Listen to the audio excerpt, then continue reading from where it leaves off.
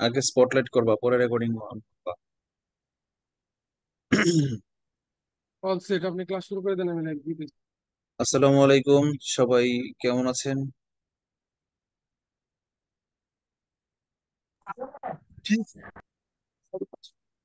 ভালো আছি। আপনি ভালো আছেন? আলহামদুলিল্লাহ, ভালো আছি। আমরা কত ক্লাসের সূচক করেছিলাম? আজকে আমরা লগ ক্লাস করব, লগারিদম। আমরা ছোটবেলায় থেকেই আমরা লগের অঙ্ক করে আসছি, ক্লাস নাইনেও করেছি। বাট লগ জিনিসটা কি না বুঝেই করেছি। কয়েকটা সূত্র শিখেছি, মুখস্থ করেছি, এই যে সূত্রগুলা, কয়েকটা সূত্র মুখস্থ করেছি, অঙ্ক করেছি। কোনোটা পেরেছি, কোনোটা পারিনি। বাট লগ জিনিসটা কি, মানে লগের মিনিংটা কি, এইটা আমরা কেউ না বুঝেই সারা জীবন পার করে দিয়েছি। আমাদের শিক্ষা ব্যবস্থার ব্যর্থতার কারণে এইটা ঘটেছে। একটা স্কুলের একটা টিচার বা একটা কলেজের একটা টিচার এবিলিটি নাই যে বুঝাবে অ্যাকচুয়ালি লগ জিনিসটা কি। খালি সূত্র মুখস্থ করাইছে আর অঙ্ক করাইছে, এই জন্যই ছাত্রদের বেসিক খারাপ হয়েছে। আপনাদের মধ্যে কেউ কি জানেন লগ মানেটা কি, লগ দিয়ে কি করা হয় অ্যাকচুয়ালি? সূচকের ভিত্তি নির্ণয় করা হয় স্যার। সূচকের কি নির্ণয় করা হয়? ভিত্তি। ভিত্তি নির্ণয় করা হয়। কাছাকাছি আসছেন। হ্যাঁ, কাছাকাছি আসছেন, একবারে খারাপ বলেন নাই, বাট একেবারে সঠিকও হয় নাই। আরেকবার বলেন তো, অথবা অন্য কেউ আরেকটা ট্রাই করেন তো, হয়ে যাবে।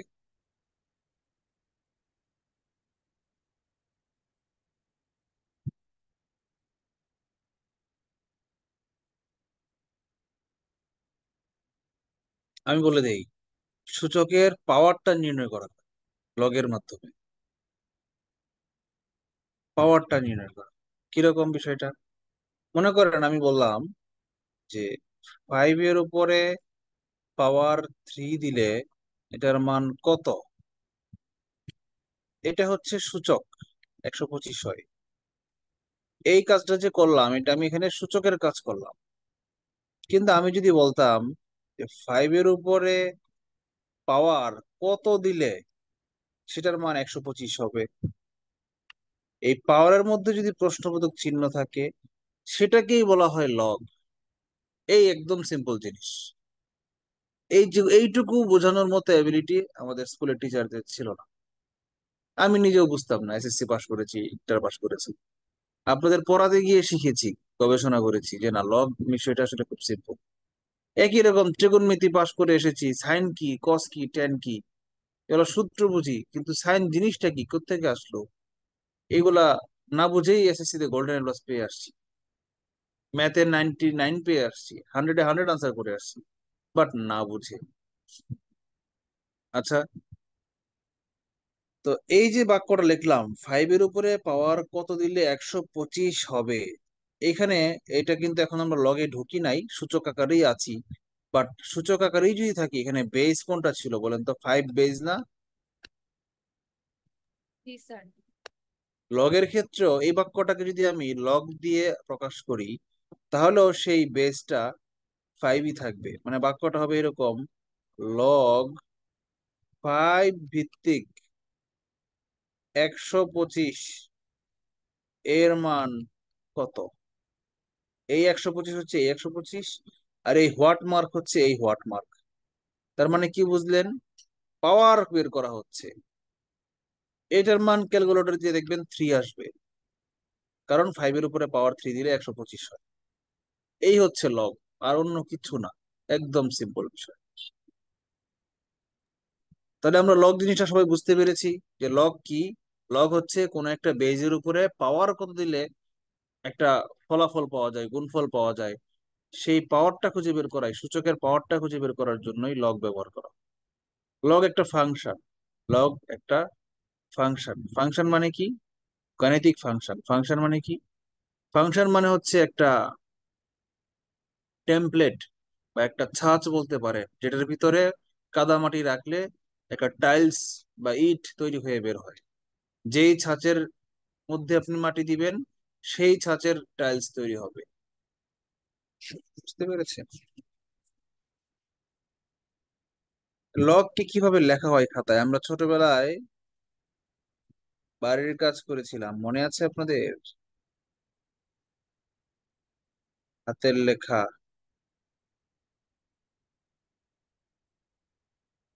3 লাইনের হাতের লেখা ছিল, তাই না? ইংরেজি হাতের লেখা, বাড়ির কাজ। এল, ও, জি, তাই না?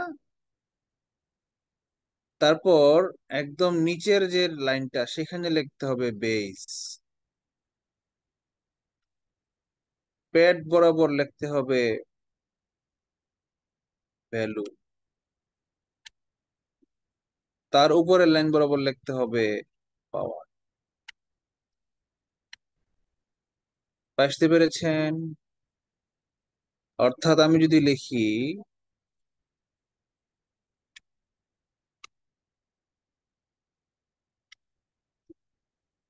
লগ 10 ভিত্তিক 5⁻³ এইভাবে লিখতে হবে, ঠিক আছে? লগ 10 ভিত্তিক 5⁻³ বুঝতে পেরেছেন? যদি ভিত্তি না থাকে তাহলে লিখতে হবে লগ 5⁻³। কিন্তু এইটাকে যদি আপনি লিখে ফেলেন এভাবে, লগ 5⁻³ তাহলে কিন্তু হইলো না এটা। এটা কিন্তু হয়ে গেছে কি বলেন তো, 5 হয়ে গেছে ভিত্তি আর 3 হয়ে গেছে ভ্যালু, পাওয়ার হয় নাই। লগ 5⁻³ হবে এইটা, এরকম 5 থাকবে এই জি এর গোলটো বরাবর। ও আর জি, ও এবং জি এর যে গোল্লা আছে সেই গোল্লা বরাবর থাকবে মূল ভ্যালুটা। আর পাওয়ারটা থাকবে এল এর বড় গোল্লা বরাবর পাওয়ার। আর জি এর নিচের গোল্লা বরাবর থাকবে ভিত্তি। বুঝতে পেরেছেন? লিখতে ভুল করবেন না। আর যদি লেখা হয় শুধু লগ, মনে করেন লিখলাম log 3, কোনো বেজ লিখলাম না, কিছু না লিখলে বুঝে নিবেন সবসময় লগের বেজ 10। আজীবন লগের বেজ হচ্ছে 10, 10। 10-এর সূচক আকারে, 10-এর পাওয়ার আকারে লগটাকে আবিষ্কার করা হয়েছে। অনেক সময় আমরা দেখি যে লগ না লিখে লন লেখে। লনের অঙ্ক এখন পর্যন্ত বিসিএস পরীক্ষায় আসেনি, বাট আগামী পরীক্ষায় আসবে না তার নিশ্চয়তা নাই। কিন্তু লন যদি আসেও, লনের জন্য আলাদা করে আমরা অঙ্ক আজকে করাবো না। আমার কথাটা শুরুতেই শুনে রাখেন। যারা এটুকু মিস করছেন, পরীক্ষায় লনের অঙ্ক চলে আসছে, পরে বলবেন স্যার তো খারাপ, আমাদের লন পড়ায় নাই, ফাঁকি দিছে, পড়াইছে লগ, পরীক্ষায় আসছে লন। তাদেরকে এই ভিডিওর এই অংশটুকু রেকর্ড থাকবে, দেখাই দিবেন স্যার বলেছিল ক্লাসের মধ্যে যে লনের অঙ্ক এই কারণেই করাই নাই, কারণ আসেও নাই, এটা একটা কারণ। তার চেয়ে বড় কারণ যে লনের আলাদা কোনো সূত্র নাই, লগের সূত্র আর লনের সূত্র একই। জাস্ট ওজি, এল এর পরে ওজি না লিখে এল এর পরে এন লিখবেন, ঘটনা একটাই। লন আর লগের মধ্যে কোনো পার্থক্য নাই। তাহলে প্রশ্ন আসবে, স্যার একেবারেই যদি কোনো পার্থক্য না থাকে তাহলে পৃথিবীতে লন শব্দটা আবিষ্কার কেন হইলো? হ্যাঁ, লন মানে কি, ই ভিত্তিক লগারিদমকে লন বলা হয়। মানে লগ ই ভিত্তিকটাকেই বলা হয় লন। মনে করেন লগ ই ভিত্তিক 5, এটার মানে লন 5। লগের ভিত্তি যখন ই হয়ে যাবে, লগের ভিত্তি যখন ই হয়ে যাবে, তখনই সেটাকে আর লগ লেখা হবে না, লন লেখা হবে। মানে লনের পিছনে মনে মনে ভিত্তি আছে ই, লনের নিচে মনে মনে ই ভিত্তি আছে। লিখি বা না লিখি, লনের ভিত্তি হচ্ছে ই, আর লগের ভিত্তি হচ্ছে 10। লগের নিচে যখন আমি 10 সরাইয়া দিয়া ভিত্তিটা আমি ই দিব, তখনই সেটা লগ থাকবে না, অটোমেটিক লন হয়ে যাবে। ই মানে হচ্ছে এক্সপোনেন্ট, এক্সপোনেনশিয়াল সিরিজ, পাওয়ার। ই এর ভ্যালু আছে, ক্যালকুলেটর টিপ দিলে দেখবেন 1 পয়েন্ট সামথিং আসে, আনলিমিটেড নাম্বার আসে, মুখস্থ করার কোনো প্রয়োজন নাই, পরীক্ষায় আসবেও না। তবে ই এর ভ্যালুটা মুখস্থ করে রাখতে পারেন একবারের জন্য। তো সুতরাং আমরা এই যে সবগুলা সূত্র, এই সবগুলা সূত্র লগের জন্য যেমন প্রযোজ্য, ঠিক লনের জন্য একই রকম ভাবে প্রযোজ্য। 1 নং যে সূত্রটা, এটাকে আমরা লগ না দিয়ে লন দিয়ে যদি লিখি, এখানে এখানে লেখা আছে লগ এম ইন্টু এন, এটা হচ্ছে ভিত্তি। তো এটা আমার না লিখলেও চলতো, দেখেন সব জায়গায় এ আছে, সব জায়গায় ভিত্তি এ আছে। না, একটা দুইটা সূত্রে আবার এ বি আছে। বাকি সব জায়গায় কিন্তু এই আছে, লগ এ। তাহলে এই যে সবগুলা বেস যদি এ থাকে, আমি যদি না লিখি তাহলেও কোনো অসুবিধা নাই। আমি সূত্র লেখার সময় যদি এগুলো না লিখতাম তাহলেও কোনো সমস্যা হতো না। এ দিয়ে লেখার মানে বোঝানো হচ্ছে এটাই যে একই বেজের জন্য, একটা নির্দিষ্ট বেজের জন্য সূত্রটা এরকম, মানে এ যদি বেজ হয় তাহলে এ এর জন্য সূত্রটা এরকম। আমি যদি এই সূত্রটাকে সবগুলো এ বাদ দিয়ে লিখতাম যে log m into n equals to log m plus log n, এটাই সূত্র, এটাই সঠিক হয়তো। log m into n সমান সমান log m plus log n, এটাই একটা সূত্র। এখন আপনি বেস যাই বসান না কেন, সেম বেস বসাইতে হবে, সেম বেস বসাইতে হবে। শুধু যে 10 বসাইতে হবে তা কিন্তু না, এই জন্য এটা দেওয়া হয়েছে। এটা না দিলে বোঝা গেল 10 ভিত্তিক লগারিদমের জন্য এই সূত্রটা প্রযোজ্য। আর এ দেওয়াতে বোঝা গেল পৃথিবীর সকল মান, এর মান আপনি যা ইচ্ছা তা বসাইতে পারেন, পৃথিবীর সকল মানের জন্য এই সূত্রটা সত্য। বুঝতে পারছেন আমার কথা? আমার কথা কি কঠিন মনে হচ্ছে? হ্যাঁ স্যার। তাহলে পৃথিবীর সকল মানের জন্য যদি সত্য হয়ে থাকে, তাহলে আমি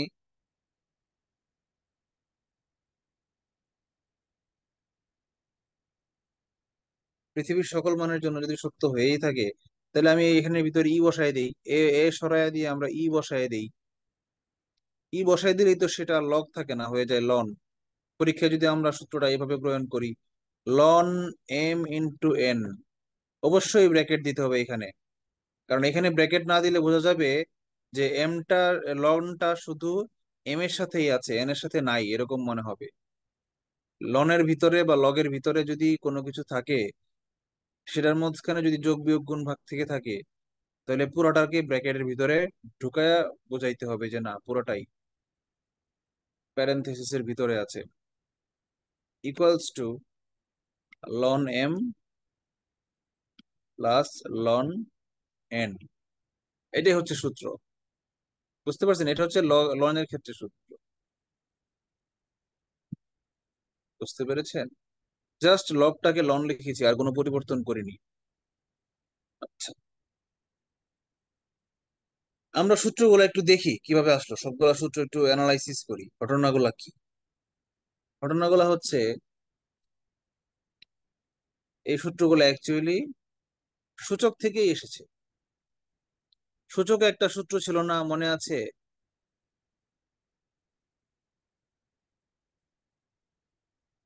সূচকের 1 নম্বর সূত্রটা যেন কি ছিল?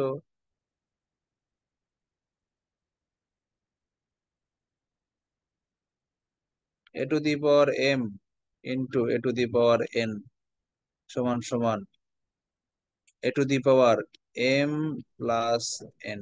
মনে আছে সূত্রটা? জি স্যার। একই বেজের উপর যদি আলাদা দুইটা পাওয়ার থাকে এবং মাঝখানে গুণ চিহ্ন থাকে, তাহলে সেই পাওয়ার, আলাদা পাওয়ার দুইটাকে যোগ করে দেওয়া যায়, দিয়ে একই বেজের মধ্যে নিয়ে আসা যায়। এই কথাটাকে যদি উল্টা ভাবে চিন্তা করেন, তাহলে একই বেজ সম্পন্ন লগের মধ্যে আলাদা দুইটা ভ্যালু থাকে, দুইটাকে একসাথে যোগ করলে একই লগের ভিতরে আনতে গেলে দুইটার মাঝখানে গুণ চিহ্ন দিতে হয়। এই সূত্র আর এই সূত্র সেম। গুণের জন্য আমরা মনে মনে করে দেখেন, এখানে গুণ ছিল। আমরা সূচক পড়ানোর সময় বলেছিলাম যে গুণ থাকলে যোগ হয়, আর ভাগ থাকলে বিয়োগ হয়। সেম লগের ক্ষেত্রেও দেখেন, এই যে গুণ থাকলে যোগ হইছে, 2 নম্বর সূত্রে দেখেন ভাগ ছিল, ভাগ ভাগ থাকলে বিয়োগ হইছে। বুঝতে পেরেছেন? এই দুইটা অ্যাকচুয়ালি সেম সূত্র, জাস্ট লগের উল্টা ভাবেই প্রমাণ করা গেছে। এটার গাণিতিক প্রতিপাদনে আমরা যাচ্ছি না, গাণিতিক প্রতিপাদন করলে অনেক সময় নষ্ট হবে। গাণিতিক প্রতিপাদন বিসিএস পরীক্ষায় আসার কোনো সম্ভাবনাই নাই, কারণ পরীক্ষা হলো এমসিকিউ পদ্ধতিতে। এই জন্য এটা আসার কোনো সুযোগ নাই, পরীক্ষায় অঙ্কই আসবে, গাণিতিক প্রতিপাদন আসবে না। এই জন্য আমরা গাধার মতো মুখস্থ করবো না। শুধু এটুকু মনে রাখি, আমরা সূচকের সঙ্গে মিলিয়ে, সূচকের সঙ্গে মিল রেখে রেখে আমরা অঙ্কগুলো করব। আচ্ছা, আমাদের আরো অনেক স্টুডেন্ট, নতুন স্টুডেন্টরা আমি কালকে খুঁজলাম, পেলাম না। ওদেরকে কোনো জয়েন করতে কোনো প্রবলেম হচ্ছে নাকি? আমি বুঝলাম না, সে তো জয়েন করছে না।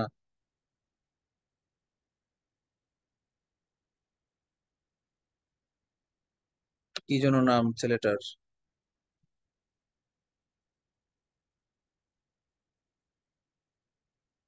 আজকে ফার্স্ট ক্লাস এমন কেউ আছেন?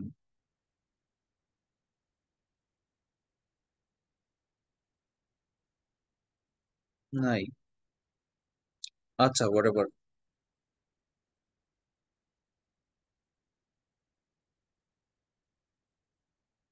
বলছিলাম যে 1 নং আর 2 নং সূত্র একেবারে হুবহু সূচক থেকে এসেছে। আচ্ছা, আমরা 3 নং সূত্রটাতে একটু চলে যাই। 3 নং সূত্রটাতে কি বলেছে? যে লগ এ ভিত্তিক m⁴n, m⁴n, এই পাওয়ারটা হচ্ছে n। বাম পক্ষে n ছিল পাওয়ার, ডান পক্ষে n পাওয়ার নাই, nটা আগে চলে আসছে। ব্যাপারটা কি? হ্যাঁ, এটাই ব্যাপার, এটাই সূত্র। কি সূত্র? সূত্র হচ্ছে লগের পাওয়ারকে আগে গুণ আকারে লেখা যায়। ঠিক আছে? তবে হ্যাঁ, এই এনটাকে এইখানে লেখা যাবে না, এম এর আগে গুণ আকারে লেখা যাবে না। এনটাকে আমার একদম শুরুতেই গুণ আকারে নিয়ে আসতে হবে, লগের আগে নিয়ে আসতে হবে। যেমন আমি একটা এক্সাম্পল দেই। log 5³ এটাকে আমি ইচ্ছা করলে 3 log 5 লিখতে পারবো, নাকি পারবো না? বলেন, পারবো নাকি পারবো না? পারবো স্যার। পারবো হুম। স্যার। সূত্র তো অনুযায়ী করা যাবে। কেলা জানি কইছিলেন সব মাথার উপরে তো যাইতেছে গা। কেলা। কেলা কইছিলেন সব মাথার উপরে তো যাইতেছে গা। যার যার মাথার উপরে তো যাইতেছে গা, হেলা হেলা যখন উপরে দা উঠবো মাথার উপরে তখনই কইবেন, লগে লগে কইয়াল বাইন, কইয়া লগে লগে বাইন দাল বাইন। উপরে দা কেমনে জায়গা পক্কি বাইন দা পায়ের তলে, চেয়ারের পায়ের লগে বাইন দিতে বাইন, তাহলে উড়াল মারবো কিদ্দা? হ্যাঁ, যেই মুহূর্তে পক্কি উড়াল দিব সেই মুহূর্তে পক্কি ঠ্যাঙ্গ সুতা বাইন দা চেয়ারের ঠ্যাঙ্গের লগে বাইন দিতে দিব। যখন ওই বুঝতেন না তখনই আমার জিগাই বাইন স্যার এটা কেমনে হইলো। কিন্তু 10 মিনিট 15 মিনিট কিচ্ছু বুঝছি না, চুপ করে বয়ে রইছি। পরে দা ফক্কি একবারে উড়াল মাইরা একবারে গড়তে বাইরে গেছে গা মাথার উপরে দা। এরপরে দা কইবেন স্যার আমারে কিচ্ছু বুঝছি না, সব মাথার উপরে তো উইরা গেছে গা ফক্কি। তখন কইলাম আমি আপনার লেগা আসমানে তো উইরা উইরা গে ফক্কি খুঁজে খুঁজে জানতাম না। ফক্কি যেই মুহূর্তে উড়াল মারতে চাইবো মাথার উপরে দা লগে লগে কইবেন স্যার গেল গা ফক্কি। আমি লগে লগে খপ করে ধরিলাম, দইরা বাইন্দা থই দিমু। মাথার উপরে দা যেন না যায়, বুঝন লাগবো সকলের ওই। অনেক কষ্ট হইরা কিন্তু আপনারা ভর্তি হইছেন টেহা দিয়া, 6,000 টাকা বাপের টেহা, অত হস্তা না। 6,000 টাকা জীবনে কামাই করছুন? কেডা কেডা যে যে জেলা জেলা টিউশনই করুন, হেলা হেলা জানুন যে 6,000 টাকা কামাইতে কেমন কষ্টটা লাগে। হ্যাঁ, সুতরাং যেহেতু ভর্তি যখন হইছুন তখন ফরন করলাম লাগবোই, পাস করণই লাগবে। আর পাস করতে হইলে সবডি ক্লাস করণ লাগবো। সবডি ক্লাসের খালি করলে হইতো না, সবডি ক্লাসের সবডি কথাও ওজন লাগবো। এরপরে দা সবডি পরীক্ষা দেওয়ান লাগবো। সবডি পরীক্ষা 70%-এর বেশি নাম্বার পাওয়ান লাগবো, বুঝছুন? বুঝছি স্যার। হনে হনে বুঝজন, খেলা খেলা বুঝছুন। স্যার আপনার এই কথাগুলো শুনলে বুঝছি স্যার। কি স্যার বলছেন এটা কি ইবনিতাল? নরসিংদীর কথা?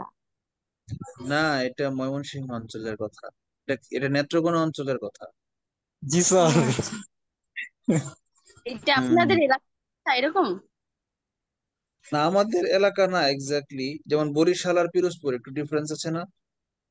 ও আচ্ছা, ওরকম। হ্যাঁ, বুঝছি। তো আমাদের এলাকাটা ধরেন বরিশাল, আর নেত্রকোনা হচ্ছে আমাদের বিভাগের একটা জেলা। ওই যে ময়মনসিংহ গীতিকা আপনার নাম শুনেছেন না, কুদ্দুস বয়াতি? হাত ছাইরা দেও সোনার দেওরা রে, একটা গান আছে না, কুদ্দুস বয়াতি? এইটা হচ্ছে নেত্রকোনার ভাষা। আরে জি স্যার। আমরার বাড়িত আইসো দেওরা বসতে দেব পীরা, এইগুলো এটা এগুলো হচ্ছে নেত্রকোনার ভাষা, বুঝছেন? তো ওই ময়মনসিংহ গীতিকার যদিও নাম ময়মনসিংহ গীতিকা, বাট ময়মনসিংহ গীতিকার গীতিকাগুলো কিন্তু ময়মনসিংহের যে মেইনল্যান্ড, বর্তমান ময়মনসিংহ জেলা, এখানে প্রচলিত ছিল না। এগুলো প্রচলিত ছিল হচ্ছে ময়মনসিংহের পূর্ব অঞ্চলে, মানে কিশোরগঞ্জ এবং নেত্রকোনায়। সরি, হ্যাঁ, কিশোরগঞ্জ নেত্রকোনার যে হাওর আছে, আপনারা নাম শুনেছেন, উচিতপুর হাওর, মিনি কক্সবাজার, মিঠামই, নষ্টগ্রাম, অনেক সুন্দর সুন্দর মানুষ ঘুরতে যায় ওখানে। ওই যে হাওর অঞ্চলগুলো, সেই অঞ্চলগুলো হচ্ছে ময়মনসিংহ গীতিকার সূতিকাগার। ওই অঞ্চলগুলোতেই এই যে দেওয়ানা ভাবনা, দেওয়ানা মদিনা, দেওয়ানা কাজল রেখা, দেওয়ানা কুদ্দুস বয়াতি, তারপর আরো অনেক বয়াতি আছে, আলমগীর বয়াতি, মনসুর বয়াতি, হুম, দস্যু কেনারামের পালা, দস্যু কমলা, হ্যাঁ, এরকম অনেক বিভিন্ন ছোট ছোট পুঁথি আকারে এগুলা ডক্টর দীনেশ চন্দ্র সেন সংরক্ষণ করেছেন। তো এটা হচ্ছে এই ময়মনসিংহ অঞ্চলের যে ভাষাটা, সেটা আমি বললাম আর কি। আমাদের এলাকার ভাষাটা এক্স্যাক্টলি এরকম না। যেমন নেত্রকোনায় বলে কেলা কেলা বুঝছেন, আর আমাদের ময়মনসিংহে বলে কেডা কেডা বুঝছেন। কেলা আর কেডা একটু পার্থক্য আছে না? আচ্ছা, আচ্ছা, স্যার 3 আমাদের নম্বর। বরিশাল কেডাই, হ্যাঁ, বলেন। বরিশাল? বরিশালও বলে কেডাই, মাঝে মাঝে কেডা বলে না। কেডা আমার মনে হয় বাংলাদেশের 50% বেশি মানুষই কেডা বলে। ঢাকাই তো কেডা বলে, পুরান ঢাকায় কেডা বলে না। আচ্ছা, যাই হোক, 3 নম্বর সূত্রটা আমরা দেখেছি। তো আমার কথার সামারি ছিল এটাই, যে যে মুহূর্তে বুঝবেন না সেই মুহূর্তে আমাকে থামাবেন। অনেক কিছু না বুঝে যাওয়ার পরে যদি আপনি বলেন বুঝি নাই, তাহলে কিন্তু আমি আর ফিরিয়ে আনতে পারবো না, আপনার লস হয়ে যাবে। 4 নম্বর সূত্রটা দেখেন, লগ এ এম সমান সমান, আচ্ছা, 4 নম্বর সূত্রটা আর 5 নম্বর সূত্রটা একটু পরে বলবো নাকি? 4 নম্বর সূত্রটা একটু পরে বলতেছি, আগে 5 নম্বর সূত্রটা দেখেন। 5 নম্বর সূত্রে বলেছে লগ এ ভিত্তিক বি আর লগ বি ভিত্তিক এ, এই দুটার গুণফল হয়ে যাবে 1। তার মানে যখন আমি বেজ এবং ভ্যালুর ইন্টারচেঞ্জ করব, এটা হচ্ছে বেজ, প্রথমটাতে এ হচ্ছে বেজ আর বি হচ্ছে ভ্যালু। আবার এর সঙ্গে আমি যখন গুণ দিয়েছি এটার উল্টাটা, রেসিপ্রোকালটা, মানে এই বি হচ্ছে বেজ, এ হচ্ছে ভ্যালু, ভ্যালুর জায়গায় বেজ কে নিছি, বেজের জায়গায় ভ্যালু কে নিছি, তখন সেটার গুণফল হয়ে গেছে 1। তার মানে আমরা কি বুঝলাম? এই 5 নম্বর আর 6 নম্বর সূত্র একই সূত্র। এখানে দেখেন, যে কোনো একটাকে যদি ডান পক্ষে নিয়ে যাই, এখানে এই যে এই পরেরটা, এটাকে যখন ডান পক্ষে নিয়ে যাই, তখন সেটা 1-এর নিচে চলে যাবে না? এটাই কিন্তু এখানে ঘটছে, বুঝছেন? সো 5 আর 6 নম্বর সূত্র আলাদা করে শেখার দরকার নাই। 3 × 4 যদি 1 হয়, তাহলে 3 হবে 1/4, এটা হচ্ছে ঘটনা। বাট 3টা কি আর 4টা কি, এটা একটু ভালো করে বুঝেন। 3টা আর 4টা, মানে 3 4 না, এক্সাম্পল দিলাম, এখানে এ আর বি আর এখানে বি আর এ, এই দুইটা হচ্ছে রেসিপ্রোকাল, ইন্টারচেঞ্জ করেছে, এই জন্য দুইটার গুণফল 1 হয়েছে। কেন 1 হয় এটা বুঝাইতে গেলে আপনাকে আমার সূচকে ঢুকতে হবে এবং ঢুকে গিয়ে প্রতিপাদন করতে হবে, অনেক সময় চলে যাবে। বাট সূত্র এটা মনে রাখবেন, লগের বেজ এবং ভ্যালু ইন্টারচেঞ্জ করলে সেটার গুণফল 1 হয়ে যায়, এটাই এইভাবে মনে রাখবেন। 7 নম্বরটা হচ্ছে লগ এ স্যার ভিত্তিক চার এ নাম্বার সমান। স্যার 4 নাম্বারটা কি বলছিলেন? আমার পরে নেটে একটু বলবো না, সমস্যা 4 করছিল। নম্বর পরে বলবো। লগ এ ভিত্তিক এ সমান সমান 1, মানে লগের বেজ এবং লগের পাওয়ার, যখন পাওয়ার না সরি ভ্যালু যখন সেম হয়, তখন সেটার মান হয়ে যায় 1। মনে করেন যদি বলি log 10, এটার মান কত? 1। log 10 এর মান 1, কারণ মনে মনে ভিত্তি আছে কত, ভিত্তি না লিখলেও বুঝবেন 10ই আছে। 10 আর 10 যখন সমান হয়ে গেছে, তখন সেটার মান হয়ে গেছে 1। আচ্ছা, 8 নম্বর সূত্র, যখন লগের ভিত্তিটা, লগ যখন নিজেই চাঙ্গে উঠে যায়, চাং বুঝেন? মাচাং, মাচাংকে সংক্ষেপে আমাদের ময়মনসিংহ এলাকায় চাং বলে। ওই চাঙ্গের মধ্যে লাউ গাছ, লাউ শাক রাঁধছে, লাউ গাছ লাগাইছে চাঙ্গের মধ্যে, মানে মাচার মধ্যে লাউ গাছ লাগিয়েছে। তো লগ লগের যে ভিত্তি আছে বি, সেই ভিত্তির উপরে যখন লগ নিচে মানে মাচাটা যখন হবে বি, হ্যাঁ, এই বেসটাই যখন মাচা হয়ে যাবে, তখন সেটার এই বেজে আর মাচায় কাটাকাটি করে নাই হয়ে যাবে। শুধু যে ভ্যালুটা, সেই ভ্যালুটাই টিকে থাকবে। যেমন আমি যদি বলি 10⁵,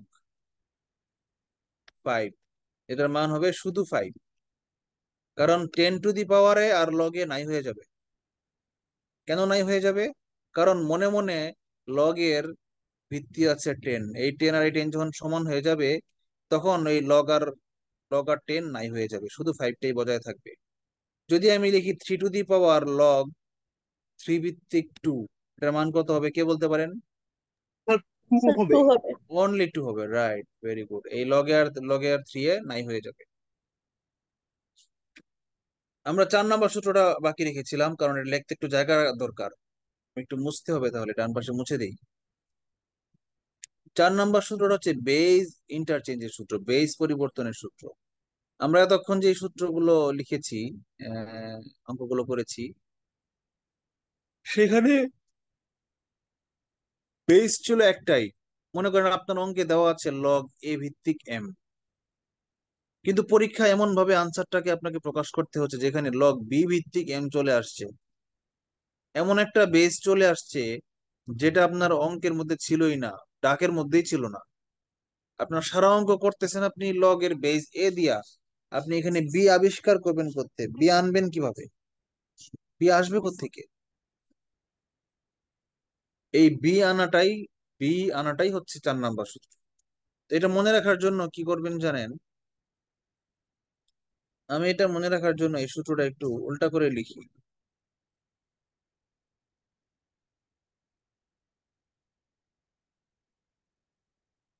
আমরার বাড়িতে আইসো দেওরা, বসতে দেব পীরা, হায় হায়। স্যার আপনাদের বাসায় তো পিড়া নাই, মিথ্যা কথা বলেন। পীরা তো নাই, সোফা তো আছে, সোফা দিব, তাহলে স্যার সোফাই বলেন। অসুবিধা নাই।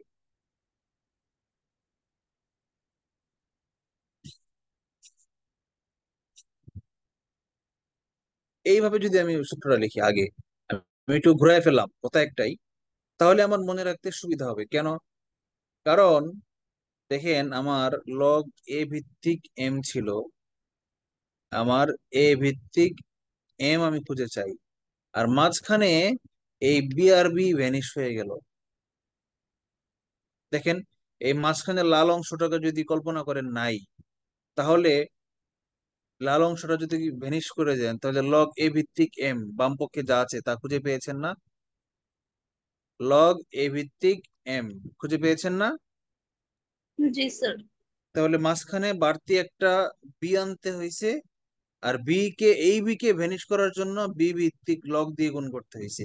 এই জন্য এরা নিজেরা নিজেরা মারামারি করে দুই বিবি মারামারি করে নাই হয়ে গেছে।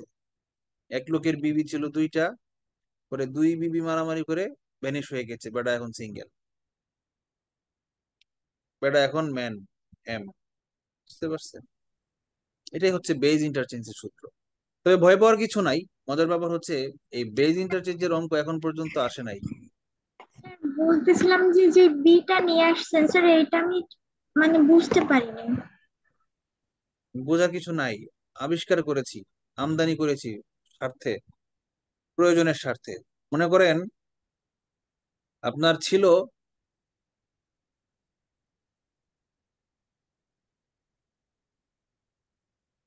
x², কিন্তু আপনার পরীক্ষার আনসারের মধ্যে 5x² দরকার। তাহলে 5 আনার জন্য আপনি যদি নিচে 5 দিয়ে ভাগ করে দেন, তাহলে 5 এ কাটাকাটি গিয়ে x² টিকে থাকবে। এখন আপনি বলেন, স্যার 5টা কোত্থেকে আসলো বুঝলাম না, বলেন, জিজ্ঞেস করেন আমাকে। 5টা আমি ইচ্ছা করে লিখেছি, কারণ আমার পরীক্ষার হলে 5x² আকারে প্রকাশ করতে বলেছে। ঠিক একই রকম আমার বাম পক্ষে ছিল এ, কিন্তু পরীক্ষার আনসারে আমার আছে বি ভিত্তিক এম, বিটা আমাকে আনতে হবে, আমদানি করতে হবে।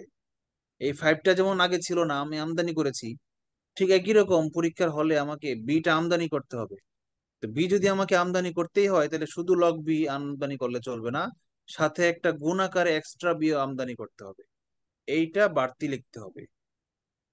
বুঝতে পেরেছেন? যেমন ধরেন আছে আমার, মনে করেন পরীক্ষার লগ 3 ভিত্তিক 5, এটাকে আমার যদি লিখতে হয় লগ 4 ভিত্তিক 5 আকারে প্রকাশ করতে হয়, তাহলে আমি কি করব? তাহলে আমি এটাকে লিখবো লগ 3 ভিত্তিক, ওই 5টা দূরে রাখবো, সবার লাস্টে রাখবো।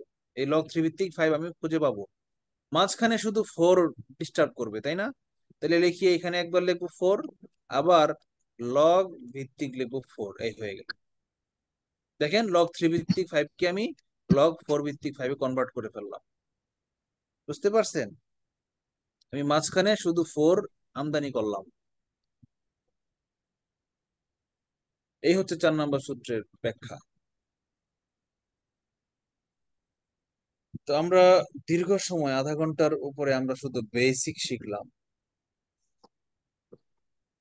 তাই না?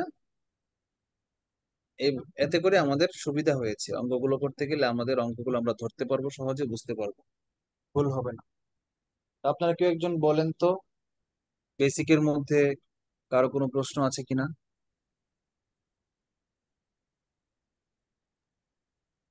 স্যার ওই যে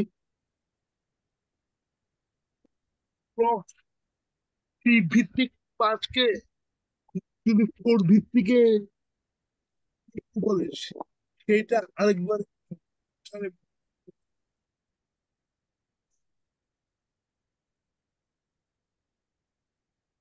ছিল আমার,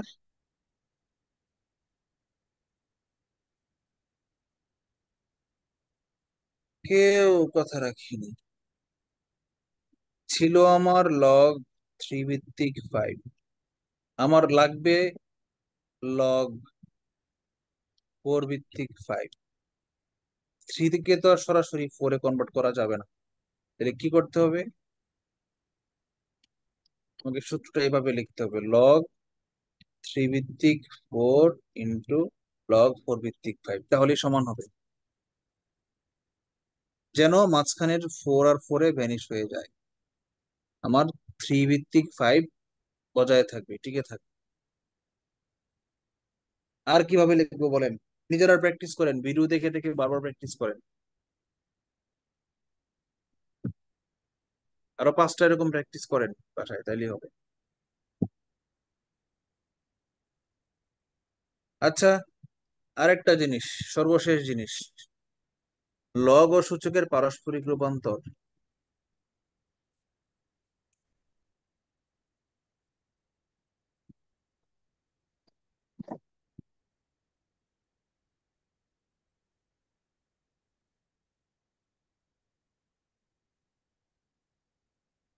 মানে লগ থেকে সূচকে কনভার্ট করা, বা সূচক থেকে লগে কনভার্ট করা। এটা আগে দেখাইলাম না কেন? এটা আগে দেখাইছিলাম অলরেডি, এই জন্য হালকা করে দেখাইছিলাম প্রথমে। মনে করেন লগ 1 এর মান 0, লগ 10 এর মান 1, লগ 100 এর মান 2, লগ 1000 এর মান কত বলেন তো? যতটা শূন্য তত। হ্যাঁ, ব্যাপারটা কি, ঘটনাটা কি তাহলে? ওই যে 10 এর পাওয়ার মনে আছে, বলেছিলাম মনে মনে ভিত্তি হচ্ছে 10। এখন বলেন তো 10 এর উপরে পাওয়ার 3 দিলে কত হয়? 1000 হয়। মানে পাওয়ার যত, 10 এর উপরে পাওয়ার যত, সেটার ফলাফল ততটা শূন্য হবে একের পরে। 10 এর উপরে পাওয়ার 99, মানে একের পরে 99টা শূন্য দিতে হবে। এটা আমরা বুঝলাম। তার মানে এটাকে আমরা ব্যাখ্যা করতে পারি এইভাবে, যে 10 টু দি পাওয়ার 0 এর মান 1। এটার ব্যাখ্যা হচ্ছে এটা, এটার ব্যাখ্যা হচ্ছে এটা, 10 টু দি পাওয়ার 1 এর মান 10। এটার ব্যাখ্যা হচ্ছে এটা, 10 টু দি পাওয়ার 2 এর মান 100।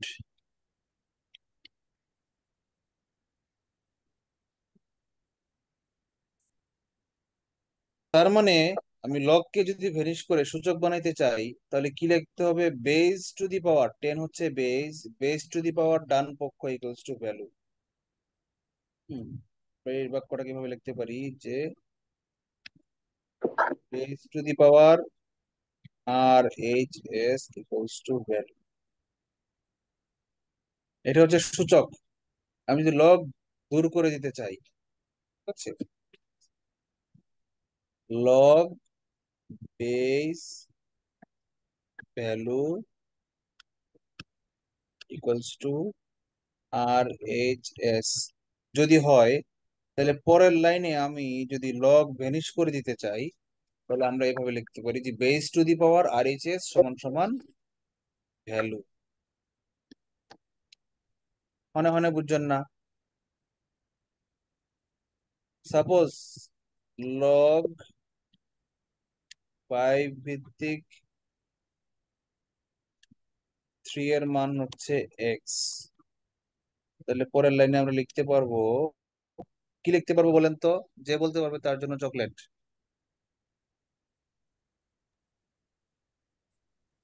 কি লিখবো পরে বলেন তো পরে? 5 to the power x = 3।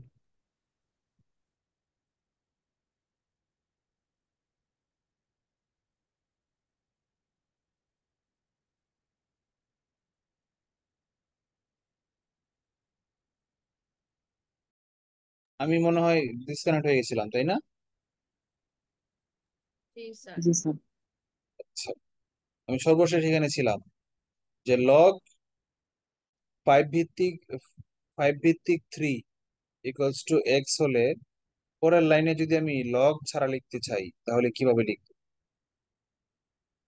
বলো, আমাকে স্পটলাইট করে দাও।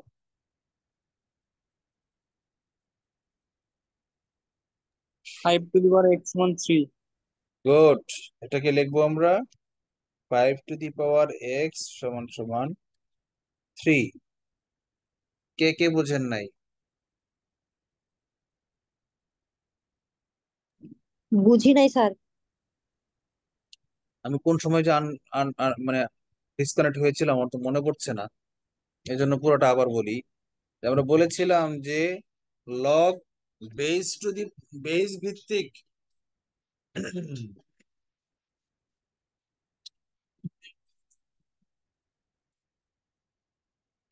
লগ বেস ভিত্তিক ভ্যালুর মান যদি ডান পক্ষ হয়, এই যে লগ বেস আছে একটা আর ভ্যালু আছে একটা, সেটার মান হচ্ছে ডান পক্ষে আরেকটা মান আছে। যদি এরকম থাকে, এখান থেকে যদি আমি লগ শব্দটা দূর করে দিতে চাই তাহলে আমাকে যেটা করতে হবে, এই বেজের উপরে পাওয়ার দিতে হবে ডান পক্ষকে। দিলে, যেমন দেখেন এই যে বেজের উপরে পাওয়ার দিতে হবে ডান পক্ষকে, দিলে সেটা ওই ভ্যালুর সমান হবে। আমি নতুন করে আবার লিখি বিষয়টা, পুরোটা বিষয়, তাহলে বুঝবেন আপনারা। সেটা হচ্ছে যদি এমন থাকে যে লগ একটা বেজ আছে, লগের একটা বেজ থাকবেই, বেজ ছাড়া কোনোদিন লগ হয় না। লগ বেজ ভিত্তিক একটা ভ্যালু বসাইলাম, লগের ভিতরে আমি একটা ভ্যালু বসাইলাম, বসাই এটার আমি একটা মান পাইলাম আর এইচ এস, একটা মান পাইলাম। যদি থাকে, তাহলে পরের লাইনে যদি আমি লগটাকে ভ্যানিশ করে দিতে চাই তাহলে লিখতে হবে base to the power R H S, লিখতে হবে base to the power R H S equals to ওই যে ভ্যালুটা এখানে চলে আসবে, ভ্যালু। এটার সঙ্গে মিলিয়ে আপনারা বলেন এই লাইনটা আমি লিখেছি মিলেছে না মিলে নাই? এখন বলেন বুঝতে পারছেন কিনা, যে জিজ্ঞেস করছিলেন বলছিলেন বুঝেন নাই। জি স্যার, বুঝছি। এবার আমরা অঙ্কে চলে যাই। 38তম বিসিএস, রিসেন্ট বিসিএস এর একটা অঙ্ক আসছে, বলছে লগ এক্স ভিত্তিক 1/8 এটার মান -2 হলে এক্স এর মান কত? তার মানে আনসারের মধ্যে কিন্তু আর লগের কোনো ফাংশন নাই, লগ ভ্যানিশ হয়ে যাবে। তাহলে লগ দেখেন, এই মাত্র যে কথাটা বললাম, এই সর্বশেষ যা শিখাইলাম সেটা দিয়ে সর্বপ্রথম অঙ্ক শুরু। বলেন পরের লাইনে আমরা কি লিখতে পারবো? স্যার এইটকে ভাঙাইতে হবে sir. -2 to the power x is equal to একে 1 আগে by ভাঙাবো কেন? আগে প্রথম লাইনে আগে লগ দূর করেন। Sir X inverse to equal to 1/8। x to the power -2 equal 1/8 sir. এই লগটা যদি দূর করে দিই তাহলে কি হবে? আমি যাকে বলবো সে প্রশ্ন করবে, সে উত্তর দিবেন। দীপারানী বলেন, আমি লগ দূর করে দিয়ে বাক্যটা কিভাবে লিখবো?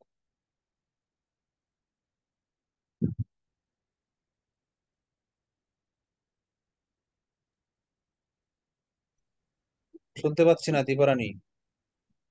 হ্যাঁ স্যার বলতেছি। বুঝতে পারবেন তো, আমাকে বুঝাইতে হবে। বলেন কি লিখবো? লগ দূর করে দিলে পরের লাইনে কিভাবে লিখবো? লিখবো x হ্যাঁ, x লিখলাম to X. x to the power 1/8 X to the power 1/8 equals to equals to -2। -2। তাহলে আমি লগটাকে ভ্যানিশ করে দিলাম কিভাবে? তাহলে পৃথিবীতে লগ লেখার কি দরকার ছিল? তাহলে লগ, এতক্ষণ যে লগের পেঁচাল পারলাম, লগ 5 এর মান কি শুধু 5 নাকি? ইচ্ছা করলেই লগকে ভ্যানিশ করে দেওয়া যায় এরকম আপনার ধারণা? না তো, না ভুল হয়েছে। ভুল হইছে। তাহলে তাহলে ভুল হইছে, সঠিক সংশোধন করেন, মিলায় মিলায় সংশোধন করেন, আগেরটার সাথে মিলায় মিলায় করেন, এখান থেকে দেখে দেখে করেন। এখানে কি করছি? এটার সঙ্গে দেখে দেখে করেন। এই বেজের উপরে কি করছি? পাওয়ার দিছি এক্স, দেখছেন? হ্যাঁ উপরে পাওয়ার দিয়েছেন হ্যাঁ। হ্যাঁ, তো সেটা তাহলে দেখে দেখে করেন। এখন বলেন, আবার কারেকশন করে, এটা হয় নাই, কারেকশন করে বলেন কি হবে? আচ্ছা তাহলে বেজের পরে হলে x এর পাওয়ার হবে -2 x টু দি -2 পাওয়ার সমান ইকুয়ালস সমান টু কি হবে? সমান সমান হবে 1/8। একটু আগে কি ভাত খাইতে গেছিলেন? আমি যখন এটা বুঝাইছিলাম, এই যে এটা যখন বুঝাইছিলাম তখন কি ভাত খাইতে গেছিলেন না অন্য কাজে গেছিলেন? স্যার একটু অন্য মানুষ করছিলাম মনে হয়। না, অন্য মনস্ক ছিলেন না, আপনি ছিলেনই না ক্লাসে, আপনি অন্য কাজে ব্যস্ত হয়ে গেছিলেন। অন্য মনস্ক হয়ে গেলে ফেল করবেন।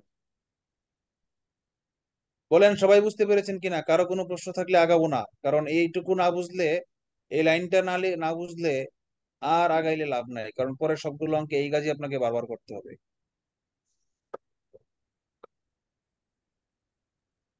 স্যার এই শর্টকাটটা তো বুঝতে পারছি স্যার, কিন্তু এটা আসলে মানে কিভাবে আসলো এটা আসলে বুঝতে পারিনি। কিভাবে আসলে বোঝা দরকার নাই, ক্লাসের শুরুতে ছিলেন আপনি। জি স্যার ছিলাম তো, মানে বেসের ওপর হচ্ছে আর এইচ উঠে যাচ্ছে, মানে এটা হ্যাঁ, তো জানি, কিন্তু কি ফর্মুলাটা আসছে সেটা জানি এই না। যে এখান থেকে আসছে, এই যে দেখাইলাম, এই যে এখান থেকে, এই যে লগ ও সূচকের পারস্পরিক রূপান্তর, এই যে এখান থেকে আসছে, এই যে এখান থেকে আসছে, এই দুইটা জিনিসকে আমি গবেষণা করে এটা পাইছি। বন্দুকের ট্রিগারের টিপ মারলেই গুলি বের হয়ে যায়, কোত্থেকে পাইলাম? বারবার মাইরে মাইরে দেখছি। আমি প্রথমে বন্দুকের হ্যান্ডেলে ধরে টান দিছি, গুলি বের হয় না। পরে ম্যাগজিনে ধরে টান দিছি, গুলি বের হয় না। পরে ব্যারেলে ধরে টান দিছি, গুলি বের হয় না। পরে ট্রিগারে ধরে টান মারতে দেখি গুলি বের হয়ে গেছে। তার মানে বা 4 বার যখন আমি টান দিছি, এই 4 বার যখন টান দিছি, প্রতিবারে আমি দেখতেছি বেজের উপরে ডান পক্ষটা বসাইলেই এই 1000-এর সমান হইতেছে। এইভাবে পাইছি খুঁজে, বুঝতে পারছেন? জি স্যার, জি স্যার। আচ্ছা, ঠিক আছে, ওকে।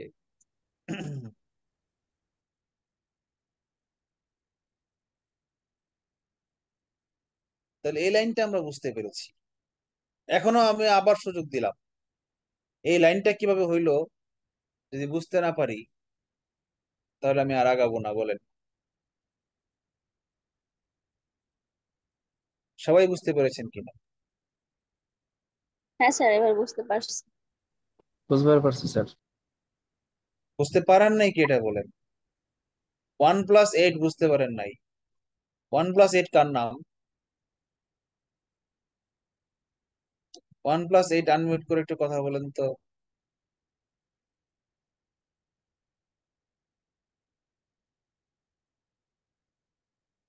রাস্তি বুঝতে পেরেছেন? ওয়াসিউল রাস্তি। জি ভাইয়া। রাস্তি শব্দটার অর্থ কি? ভাইয়া অর্থ জানি না। পুরো নামের অর্থ আছে কোনো? ওয়াসিউল ইসলাম রাস্তি। ভাইয়া অর্থ বের করি না, এই রাস্তি নামেরটা জানি না, এটা খুঁজছিলাম, অর্শিওল মনে নাই। আচ্ছা, অসুবিধা নাই। আচ্ছা, যদি সবাই বুঝতে পারেন তাহলে আমি একটু আগাই। সাবিনা বুঝতে পেরেছেন?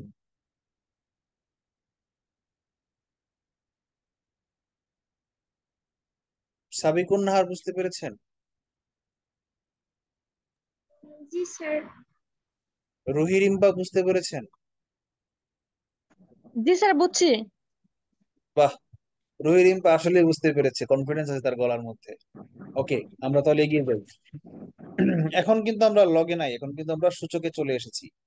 সো সূচকের কাজ কি ছিল মনে আছে? হয় বেস সমান করতে হবে, না হয় পাওয়ার সমান করতে হবে, যে কোনো একটা সমান করতে হবে। তাহলে পাওয়ার হচ্ছে -2, বাম পক্ষে পাওয়ার -2, তাহলে ডান পক্ষে পাওয়ার কিভাবে -2 আনা যায়? আচ্ছা, আমি যদি এটাকে উল্টায় ফেলি, যদি মাইনাসটা দূর করে দেই, সূচকের ক্লাসে আমরা করেছিলাম যে কোনো এক পক্ষের পাওয়ারের চিহ্ন যদি one plus K by X minus বা স্কোয়ার। মাইনাস কে প্লাস করে ফেলি, তাহলে ডান পক্ষে সেটা লব এবং হর ইন্টারচেঞ্জ করবে। মানে পরের লাইনে আমি যদি এটাকে x⁻² কে x⁻+2 লিখি, তাহলে ডান পক্ষে ইন্টারচেঞ্জ হয়ে যাবে, 1/8 হয়ে যাবে, শুধু 8। লগের ক্লাস এটা শিখিয়েছিলাম না, মনে আছে? মনে না থাকলে জি মনে করিয়ে দিলাম। চিহ্ন জি স্যার। চেঞ্জ করে ফেললে লব এবং হরকে ইন্টারচেঞ্জ করা যায়। এখন বলেন এটার বেস কিভাবে সমান করা যায়? মানে 8 কে আমার সামথিং হোল স্কোয়ার আকারে প্রকাশ করলেই, 4 × 8 হয় তাহলে। স্যার আচ্ছা ওই আমরা এটাকে অ্যান্সারটা 2√2। 4 × 2 চাপ দিলে লিখি, তো রাইট? 16 হয়ে যায়। 4 × 2 লিখি, 4 × 2 = 8। 4 × 2 মানে কি? 4 কে যদি আমরা লিখি,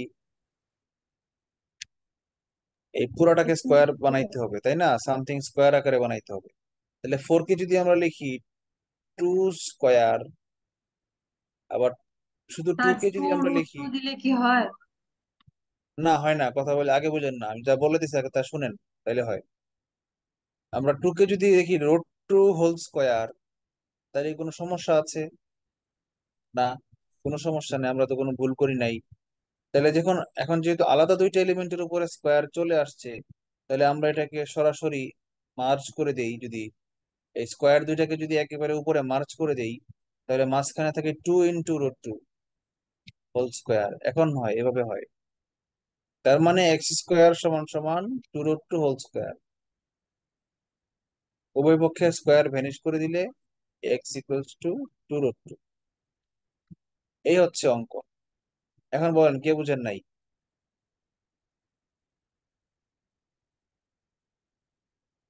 মনে মনে বুঝছেন?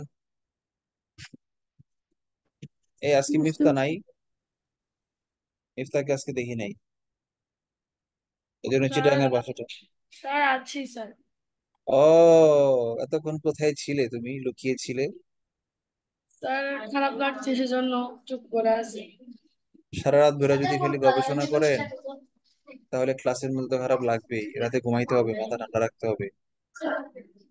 না স্যার আজকে একটু ইউনিভার্সিটিতে গেছিলাম তো সেজন্য স্যার একটু টায়ার্ড। আচ্ছা আচ্ছা, ঠিক আছে। আজকে হাইকোর্ট একটা রায় দিয়েছে, কোটা বাতিল করে যে প্রজ্ঞাপন হয়েছিল সেটাই অবৈধ। দেখেছেন আপনারা? জি স্যার।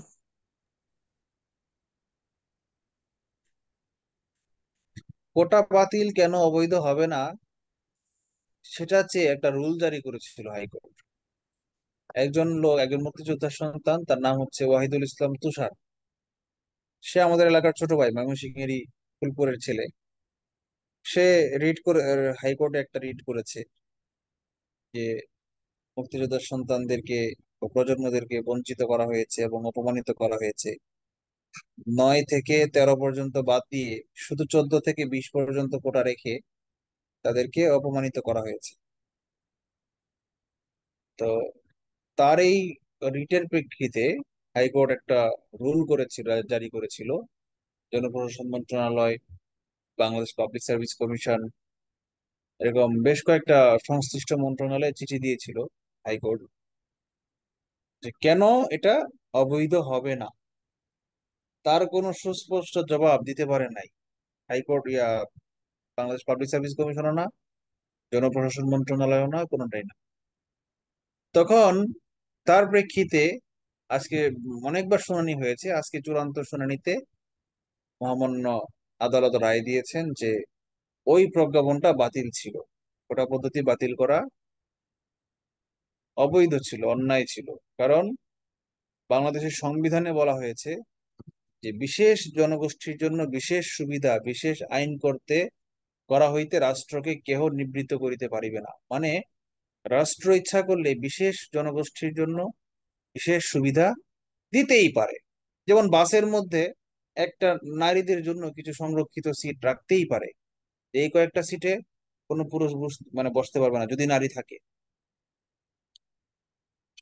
তো এই জিনিসগুলো এখন যদি বলেন যে না এটা তো আইনের সমতা হইলো না, এটা তো সমতা হইলো না, না এটা সমতা হইলো না, এটাই সমতা।